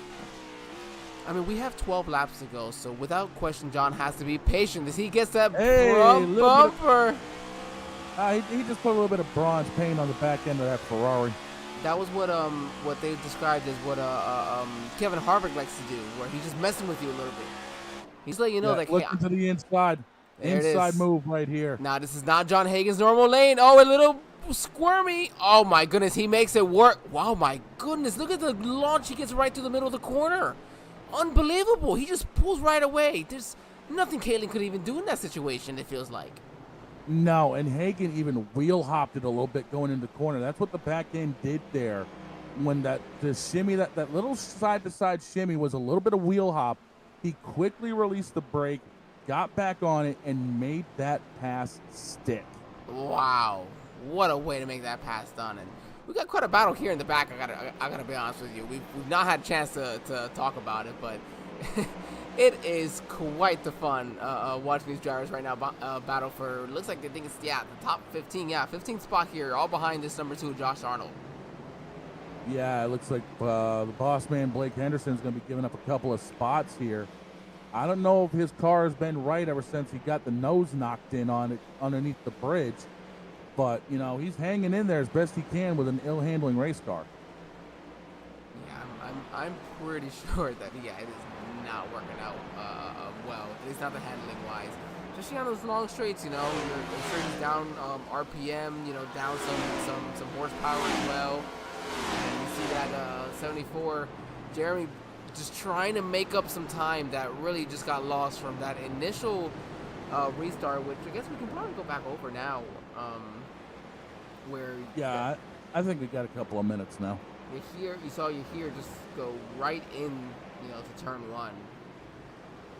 Yeah, unfortunately, the 24 tried to make a huge move stick, and it really just didn't. Again, mind you, this is on the restart, so we're following up on the number 24 here. Yeah, Rodriguez is going to try to make a move on the 97. The door partially gets closed, and he gets on the brakes, and he just slides up in front of the 74, and unfortunately, that tends to happen. Yeah, you know what? And I thought that he just drove it in too hard, but in reality, it's just like he was checking out for the 97 more than anticipated. Yeah, and unfortunately, in doing so, the car just got out from underneath them. And when you're going straight into a right-hand corner and someone's trying to turn into that corner, this is exactly what happens. It just doesn't turn. Nope, you just get hooked, and, well, you get hooked. That's how quick it happens. You go from fighting for a top 10 for as hard as you can, and now he's, 24th, and I think he may have, called it quits for the evening as well. Yeah, I'm looking at it right now, and I think the 24 is sitting on the hauler. So we got 23 cars out on track, which means 23 cars actually all on the lead lap. Of course, we won't have any more cautions here after this, but now with just 10 laps to go, this one's just about closing up for some of these drivers. Yeah, right now I think the only thing Hagan needs to worry about is just logging laps, because the way he's driving this track is, Jill DeFerrin-esque or Zanardi-esque. He's just got this thing dialed in, and he's pulling away. I mean, it's not as big as what it was earlier in the race, because I think he's still trying to save a little bit of fuel. But you're looking at, I say that, and he had to shut me up. He ran an 11:02. Oh my goodness, unbelievable. This is consistency at its finest right now. Unbelievable. And again, this is from somebody who downplayed it after winning last week at Chicagoland, saying he would just be happy with a top 10 finish here. Yeah. This is looking a lot better than a top 10. Quite better than that. I think he went to work this week, that's for sure. Yeah, I think he packed his lunch, and he made sure that everyone else is going to have to pack lunch and dinner to keep up with him. Well, if we're coming, now with 10 laps to go here in this one, some of these drivers, maybe not in the top 10 right now, not having a good night. You start looking on to next week. You know where we're heading it to next week? Talladega Super Speedway, buddy. It's not it's a place where not many people sleep very well beforehand either. It's an off week next week, Angel. Well, It's I'm sorry, Talladega the next in 2 race. weeks. I'm sorry, is what I mean. Sorry, the next race. Yeah, but Talladega, yeah, this is where you get back to normality. You got your foot planted to the floorboard the entire length of the track. And, those who ran strong at Daytona are going to obviously be favored to win, the 3-car, being the odds-on favorite. But you can't go wrong right now with the streak this 97 car is on. Yeah, really looking to cap this off and again make this quite a historic streak in the HTL Cup Series. But we still got 10 to go before that gets here. We are jumping over here now. We got a battle between, looks like Chad Swansworth and number 9 of Eli Sassy.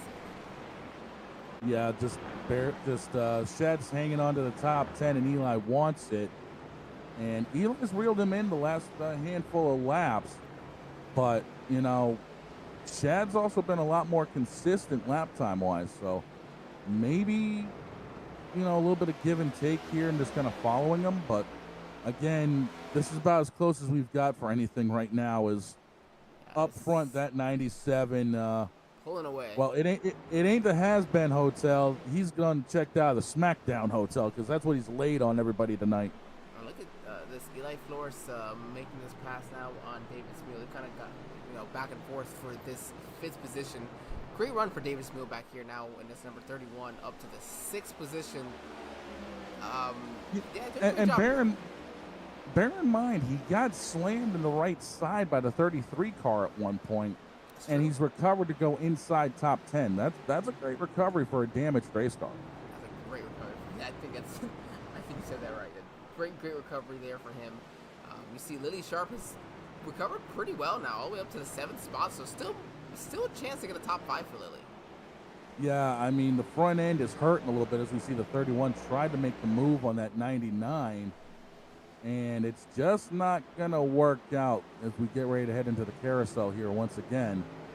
But it doesn't seem to be affecting her with that front end damage on the 19. And I cannot believe I just made a Has-Been Hotel reference earlier. What is going on tonight? I think it's full moon almost, right? Yeah, it's got to be something. I think it's It's also my first time back here in about a week or so I guess I got to get all the obscure, weird, and maybe sometimes relevant references in. I guess we have to give you a break there somehow. What's unbelievable to me is the fact that from Elias here in 5th is at 17 seconds all the way up to your leader in John Hagan. Yeah, I mean, that is just absolutely crazy what's going on here.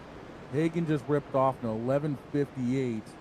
Caitlin in 2nd with a 12:28.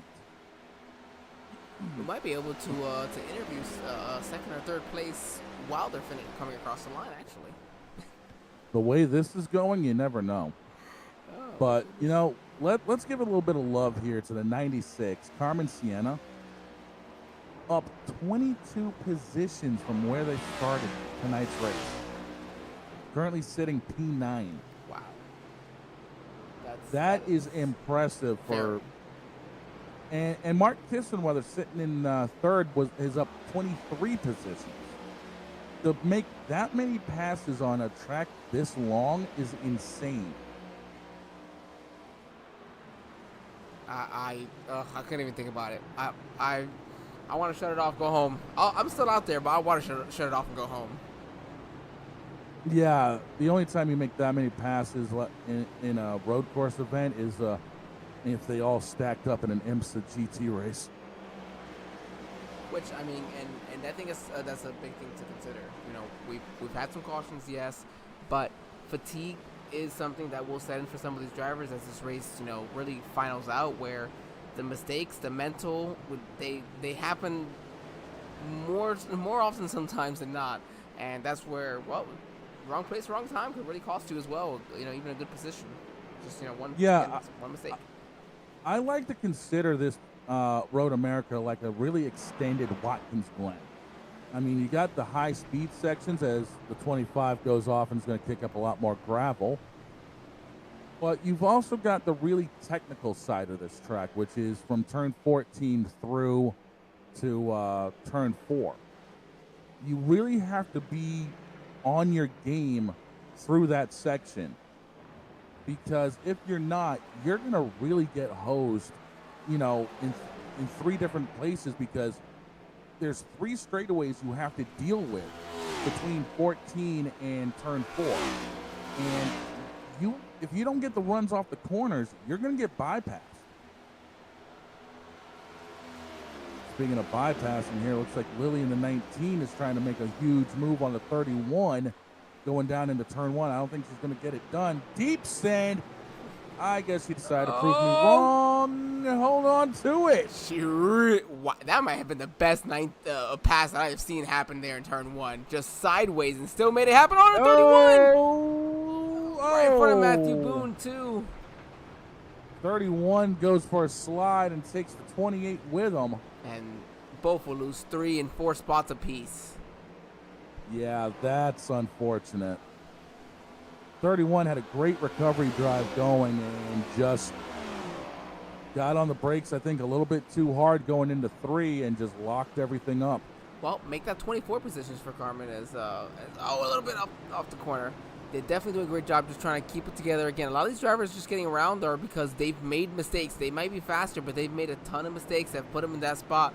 Carmen's car overall is just very clean if you really look at it. Yeah, I think it's just been a consistent race. I mean, yeah, you got the dirt and everything on the front end, and I really don't see a whole lot of damage on that 96. Yeah, so great job done by there. So of course, again, 7 to go, a lot of time to go before this one is over. Again, we're looking at right now 23 drivers still on the lead lap, 22 drivers on track right now, with see Steven Oberstadt right there in the 23rd position. Again, all you got to do, we saw Steven Oberstadt have an awful start to this race, and just by sticking around, that's 10 spots, you know, compared to what could have been a last place. Yeah, exactly. I mean, again, he might be a minute 22 off the lead, but there's really no risk of him getting lapped here in the next 6 laps. But right now, this 97, Lights out. I don't know what they've got underneath the hood of this car, but these last 4 races, this thing has been untouchable. They're going to have to start tearing these things down before and after the race for inspection. Must have some of that Andy Petrie magic in it, because last time I saw something this dominant out of one driver, 1991, Harry Gant.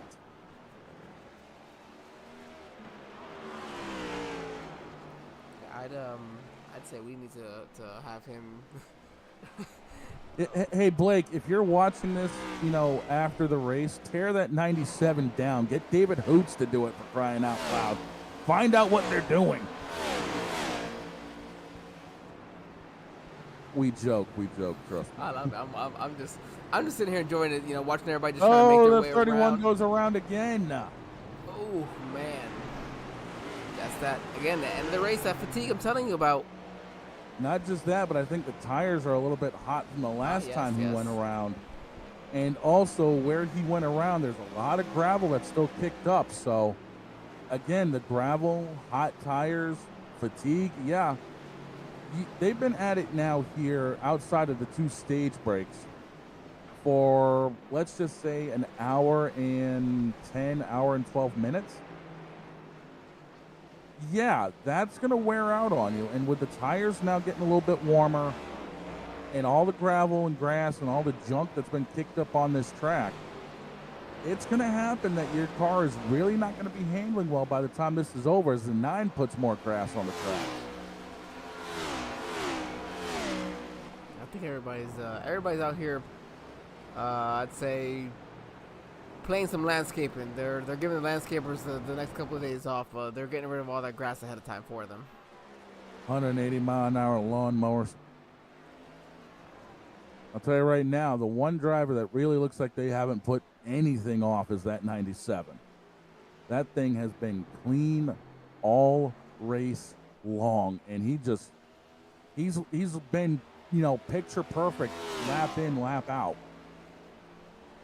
Yeah, even then right there, 2:11.71. I mean, that was his last lap, and I'm not sure. I think that's faster than probably a quarter of the field's fastest lap. An 11.71 compared to 11.97, 12.20, 12.57, 13.11, 12.57. Yeah, I'd say more like 3/4 of the field. Did you see this? And that's just babying it for the 97. As we got Kissing Weather here going up against the 27 of Bailey Thompson. That's a battle for third.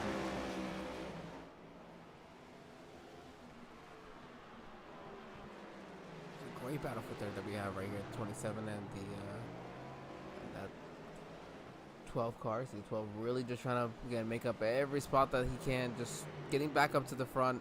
We've seen him running back, front, a lot of drive from this 12 and Mark Kissing Weather. Yeah, Kissing Weather 22 positions up from where he started. All this is going on about 15 seconds behind John Hagan. That is just wow. Hard to believe. Yeah, it might be hard to believe, but I think Hagan may have finally set a wheel off, because he just dropped a second to pretty much everybody. It's fuel saving time. He's got a 3.7 second lead now over Caitlin Height. Time to start saving fuel. Yeah, he just ran a 2:12.70, so he literally just dropped a second compared to a 12:09 by Caitlin Height.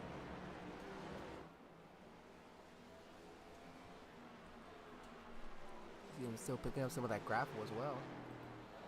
Yeah, I think the gravel is still playing that huge factor. As we got this battle here with the 99 of Elias Flores and the 19 of Lily Sharp going at it.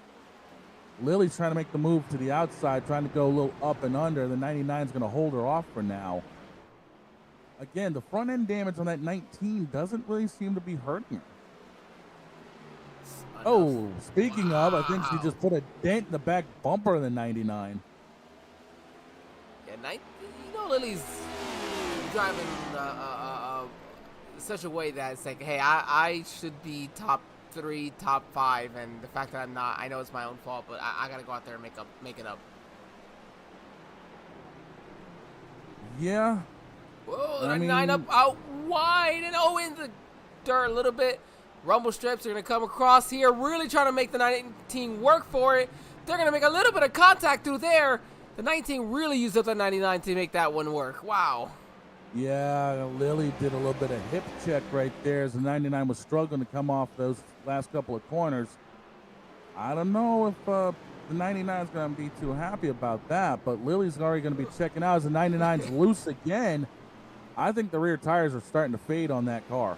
I tell you, that 99 definitely was not happy. He was trying to make something happen there, be a little bit angry about it, but nothing you can do. As they get to the carousel, here comes the 9 of Eli Sasek and that 28 of Matthew Boone. That battle for the 9th position. Strong. These two really been next to each other for a lot of the race. Yeah, they have been.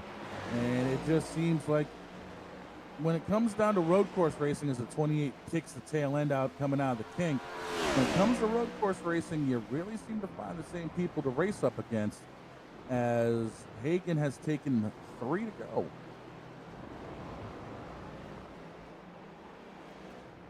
Remember, everybody, we're also assuming that everybody can make it to the end on fuel. Yeah, and Hagan, if he is in fuel conservation mode, he's only sacrificed 0.2 of a second that time by. He ran an 11.94 compared to an 11.79 from the 3 car. So he's still got this race relatively in hand. He's now starting to shallow his lineup a little bit too. Yeah, they must feel pretty confident overall right now because of this. You know, the caution laps. I must have really given them that confidence and just, you know, the ability to save the fuel that they needed to make it to the end, you know, by pushing as hard, because it's not like that they haven't been pushing by any means. We have another battle for third again. Yeah, this is starting to heat back up again with Kissing Weather and the 27 of Thompson. This battle just seems to ebb and flow a little bit based off of where they are on the track. There's some places where Thompson's better. There's some places where Kissing Weather is better. So it's just going to be a matter of who can capitalize on what mistake. Well, all I've ever heard was you had better be better in the passing zones. As that 12 is really trying to, you see, look at the 12 looking that a little bit to the left side, gonna cut down across, trying to get a good run. You gotta be careful though, don't use too much of it, get on the rumble strips a little loose there, but they're gonna keep it good as a 12 is really trying to find any way to get a good run and really try to just surprise this 27, get around them on a stretch. Yeah, he tried to go a little up and under, and the 27 slammed the door on him a little bit there. Kissing Weather has got to try to make this happen where Thompson's struggling. And right there, he gets a little bit of a better run coming out of Canada corner to try to set up 13 and 14. He needs to get this move done quick. And there he is. He's going to try to look to the inside again into 14. It's just not there for him, but he's going to try to get that huge run off to try to set up turn 1. And that's, yeah, look at this run. You're going to have that draft down the front. Can you use the brakes here? Will you use them? You're going to back it off here. Not worth it. Even with 2 to go. Yeah, he's just kind of settling in a little bit. He knew he'd be probably sending it in a little too deep, using up a lot of grass coming off of here. And Thompson now can check out a little bit. He can't settle in, but he knows that he can just kind of hit his marks, and he's got 12 covered. And, you see there, Mark, he's, second in points. The guy first in points is, with an opportunity to possibly win this race. And, little contact there! Oh, the 27, you can tell the 12 did not mean to do that because of how slow he was to even get back on throttle. Yeah, I think the 12, yeah, that was just bad. The 27 locked up, tried to turn back in a little bit deep, and the 12 was already there. Yeah, I just wonder if, maybe the 12, the 27 was, having to let off the throttle because he got loose, and not wanting to wreck it. And of course, the 12 can't know that either, so. Well, I saw the 27 smoke the left front going into the corner, okay, so. That's exactly perfect. So he just got in there a bit hot, smoked it in, tried to turn in, and the 12 was right there. Meanwhile, the lead has extended to just under 5 seconds as John Hagan gets ready to take the Henderson Graphics white flag this time by. Well, you said it. 4 miles. That's all they need to make it here to the end. Oh, somebody just had an engine blow. It sounds like maybe they're on pit lane. I heard an engine just, or at least some type of damage, but I didn't see anything come across in front of us. But nah, I don't see much of anything either. I was sitting on pit lane. If you keep that engine on, there's no way for it to cool down, so it will blow, even if you're getting repairs. Yeah, pretty much. See Blake and Henderson just trying to live his way back around as well. Yeah, sitting 20th right now. He's got teammate Zachary Apperson in the 4 behind him. I think they're both just going to try to meander their way back to the start-finish line here as Hagan is just looking cool, calm, and composed. 6-second lead and growing. But still a lot of racetrack left that if at any point in time that he runs out, he would not be able to make it. I mean, you can't be comfortable even to the very end because you got to go uphill. So yeah, that's the problem. Right now he's fine because it's downhill and flat, but from Canada corner to the start-finish line, you have to go uphill. So you got to be able to know you've got enough fuel to get to the end. do the carousel. From the carousel through the kink, Canada corner coming up, and then 13 and 14 await. This 97 has been evil all race long, and I don't know what they've got underneath the hood. I don't know if the driver decided to channel his inner, Ayrton Senna tonight, but for someone who said they were hoping to have a top 10 finish, they sound a whole lot like Mark Martin when he was dominating the road courses. And coming out of turn 14, nothing but daylight ahead of them. Ladies and gentlemen, the 4-pack is complete.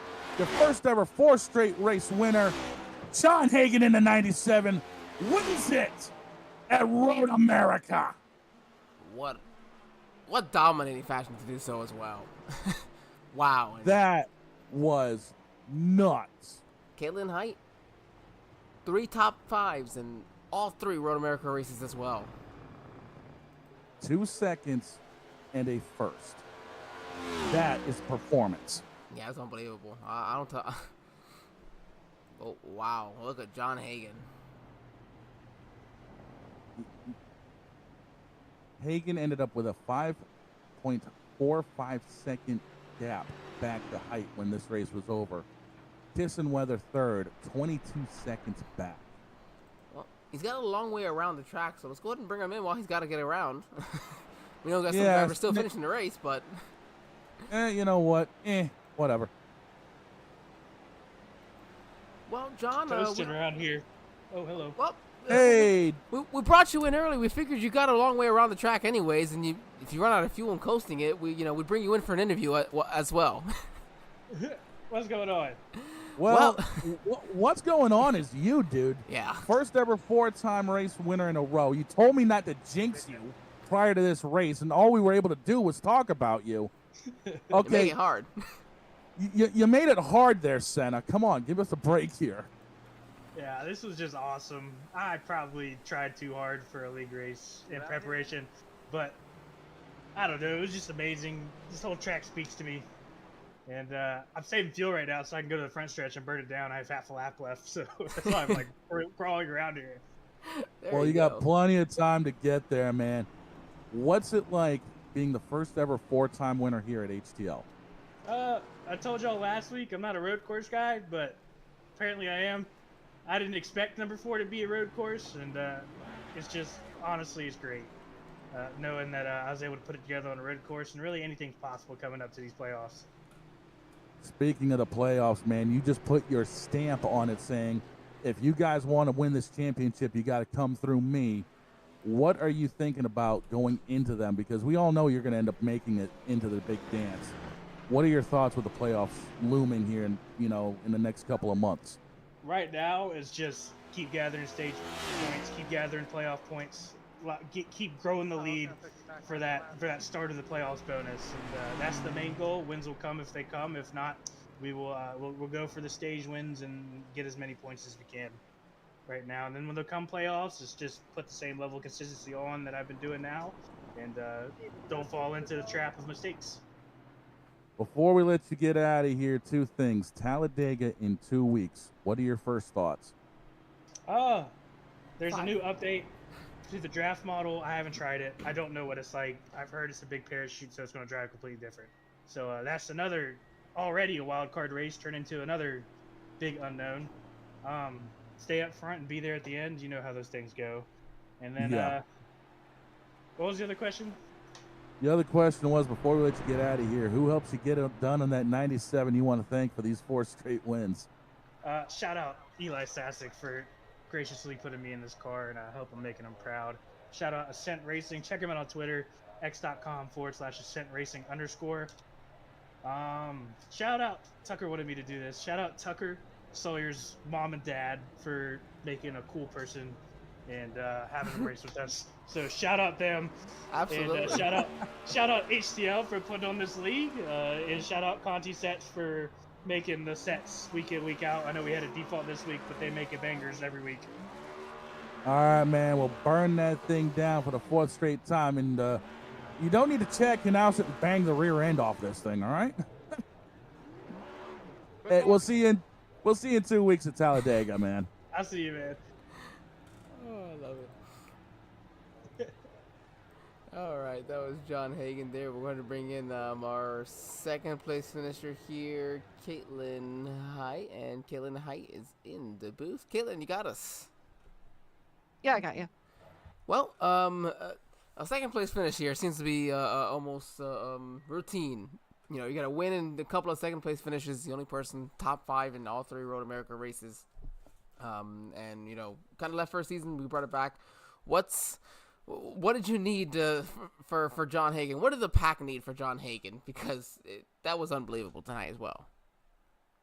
I would probably need to quit my job and commit several hours each day into practicing. I just can't do that, so I pretty much have to just show up on Monday and just sort of see what there is to play with. And yeah, so I really, it's just hard to balance time and, the effort. So, I mean, that's why you see me in the booth, Caitlin. I don't have to prepare for the booth as much as you have to prepare for a race.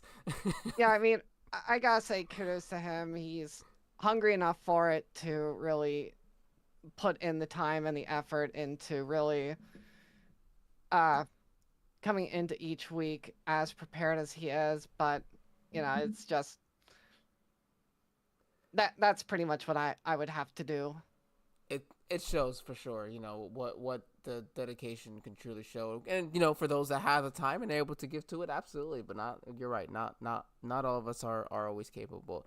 But it doesn't mean the worst in the world. Again, another solid finish for them, and we'll update the points again, I'm sure, very soon. But at least coming into tonight's race, you were looking pretty good points-wise. Coming in 4th, obviously Hunter not even racing tonight, and Kissing Weather a little bit behind you, so should be at least a jump. Maybe not up to 2nd, but definitely a top 3 leaving here. You have a week off, but then we get to go to Talladega, which, I say plate races. You're looking pretty good so far in the season. Well, yeah, pretty much with plate races, anything can happen. I mean, we've seen a lot happen, so who knows how that plays out, who's around in the final 300 yards at the finish. It's all just sort of up in the air at that point, but it's always something to look forward to, at least for the fans. I have to say that for sure. Yes, it's something to look forward to for the fans. I have to. Not many times am I that jealous to not be on the racetrack and have to be broadcasting. That'll be me in 2 weeks. I would definitely rather be out there at Talladega. It's still fun when you get out there. Caitlin, I know you got some people you'd still like to shout out and thank before we let you go and at least still go enjoy another podium finish. Yeah. First off, I just want to give a quick apology to Tucker on the very first lap there. Coming out turn 1, the back end just sort of stepped out, and then I guess I just clipped his left rear and spun him around, but great recovery by him up to 5th. So it's good to see him bounce back. I just wanted to make sure to see what happened, and yeah, that was just my fault on cold tires at the very start, but everybody at Lady Liberty, they really sort of, a lot of them had some unfortunate things happen throughout the race. So as long as I can sort of, carry the banner for them, it's always good to see one of our cars up near the front here. So next week, 2 weeks from now, we should really sort of see a more resurgent group. Shout out to everybody watching, of course. I know Rain and Zeke, they're busy watching, or at least. And, you know, everyone else just sort of coming out to support. Thank you, of course. Yes, all those people are very important, of course, as well. The drivers are just as important, Caitlin. So thank you yourself for helping put on the show each week, and enjoy the break next week. Are you coming down to Daytona with everyone for the race, or? No, I had a lot of big expenses that I had to take care of within like the past 2 months. I don't blame It you. was, I was hoping to. It's just not going to work out. If it wasn't because it's 45 minutes up the road for me, I wouldn't be there every year. So, that's just works out for me. Well, sorry we didn't get to see you, but we hope everybody else gets to enjoy and you have yourself a good next couple of weeks. Go enjoy the time off, and we'll see you at Talladega. Yeah, here's hoping for next year at Dega though, or Daytona, There you wherever, whatever. go. All right. Right, let's go ahead and bring in now our final driver of the evening, Shane. Mark Kissenweather for his top 3 finish. Mark, this is Angel and Shane in the booth. You got us. Yeah, I gotcha. And that was quite the fun run there you had. Up and down, up and down. Walk Shane and I through what was going through your eyes, really. The roller coaster day you had. Oh, yeah, I had an awful qualifying session. I just could not get a lap. I just couldn't do it. Couldn't get a lap in. So I was like, I'll start in the back. It's not the worst place. I'd rather start last or first, nowhere in between. But just played the strategy right, taking no tires at the end, and just getting all the track position is really all I needed to just get this good finish in third.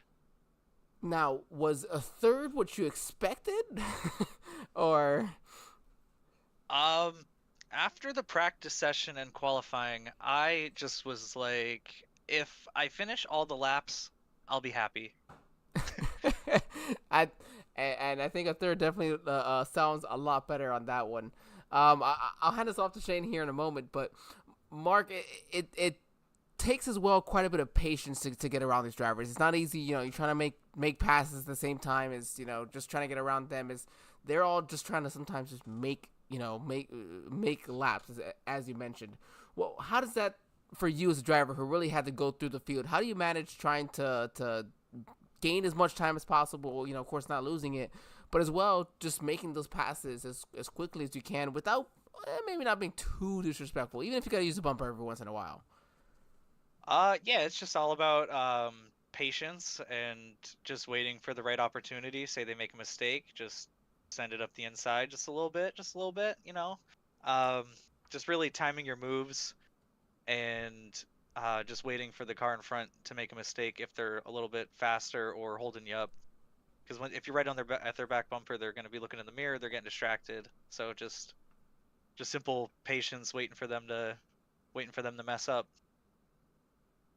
Yeah, definitely. And I'll tell you the other thing I was noticing a lot of people were struggling with was the gravel that was getting kicked up on the track, through people either going off or just barely dipping a wheel or two off in the dirt. How bad was that from your perspective? Oh man, I felt every single lap, it felt different. Like every corner, I was like, what is it gonna do now? What is it gonna do this corner? What's gonna happen here?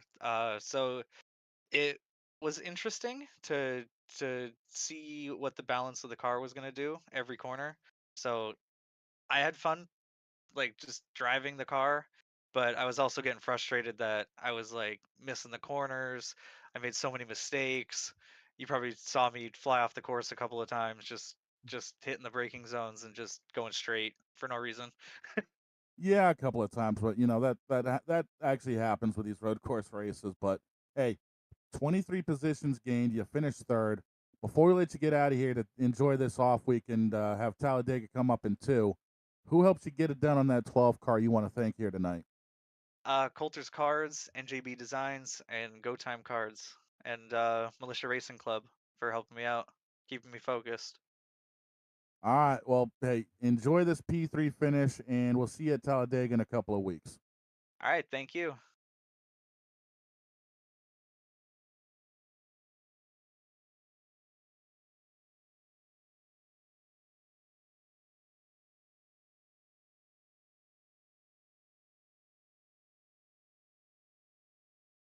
I, yeah, we had 33 show up tonight. John Hagan, Caitlin Height, and Mark Kissenweather will make up the top three positions. Bailey Thompson and Tucker Slayer will make up fourth and fifth. Chad Swatsworth, Elias Flores, Eli Sosik, Lily Sharp on a good recovery drive after everything she had going on, and Jeremy Brialt finishing your top 10 out with Kyle Taub, Matthew Boone, Tyler Ratliff, Cody Panel, Josh Arnold, David Schmiel Jr., Alfred Denny, David Wright, Carmen Sienna, and Blake Henderson rounding out your top 20. Zachary Apperson, Ross Baxter, Stephen Oberstadt, Yair Rodriguez, Alfredo Hidalgo III, Josh Susi, Josh Gaiman, Richard O. III, Patrick Oberstadt, Jonathan Adams, Kaylee Height, Austin Mongold, and winning the race to the beer stand, as we often say, DeMonte Dotson will make up your 33 car field here tonight.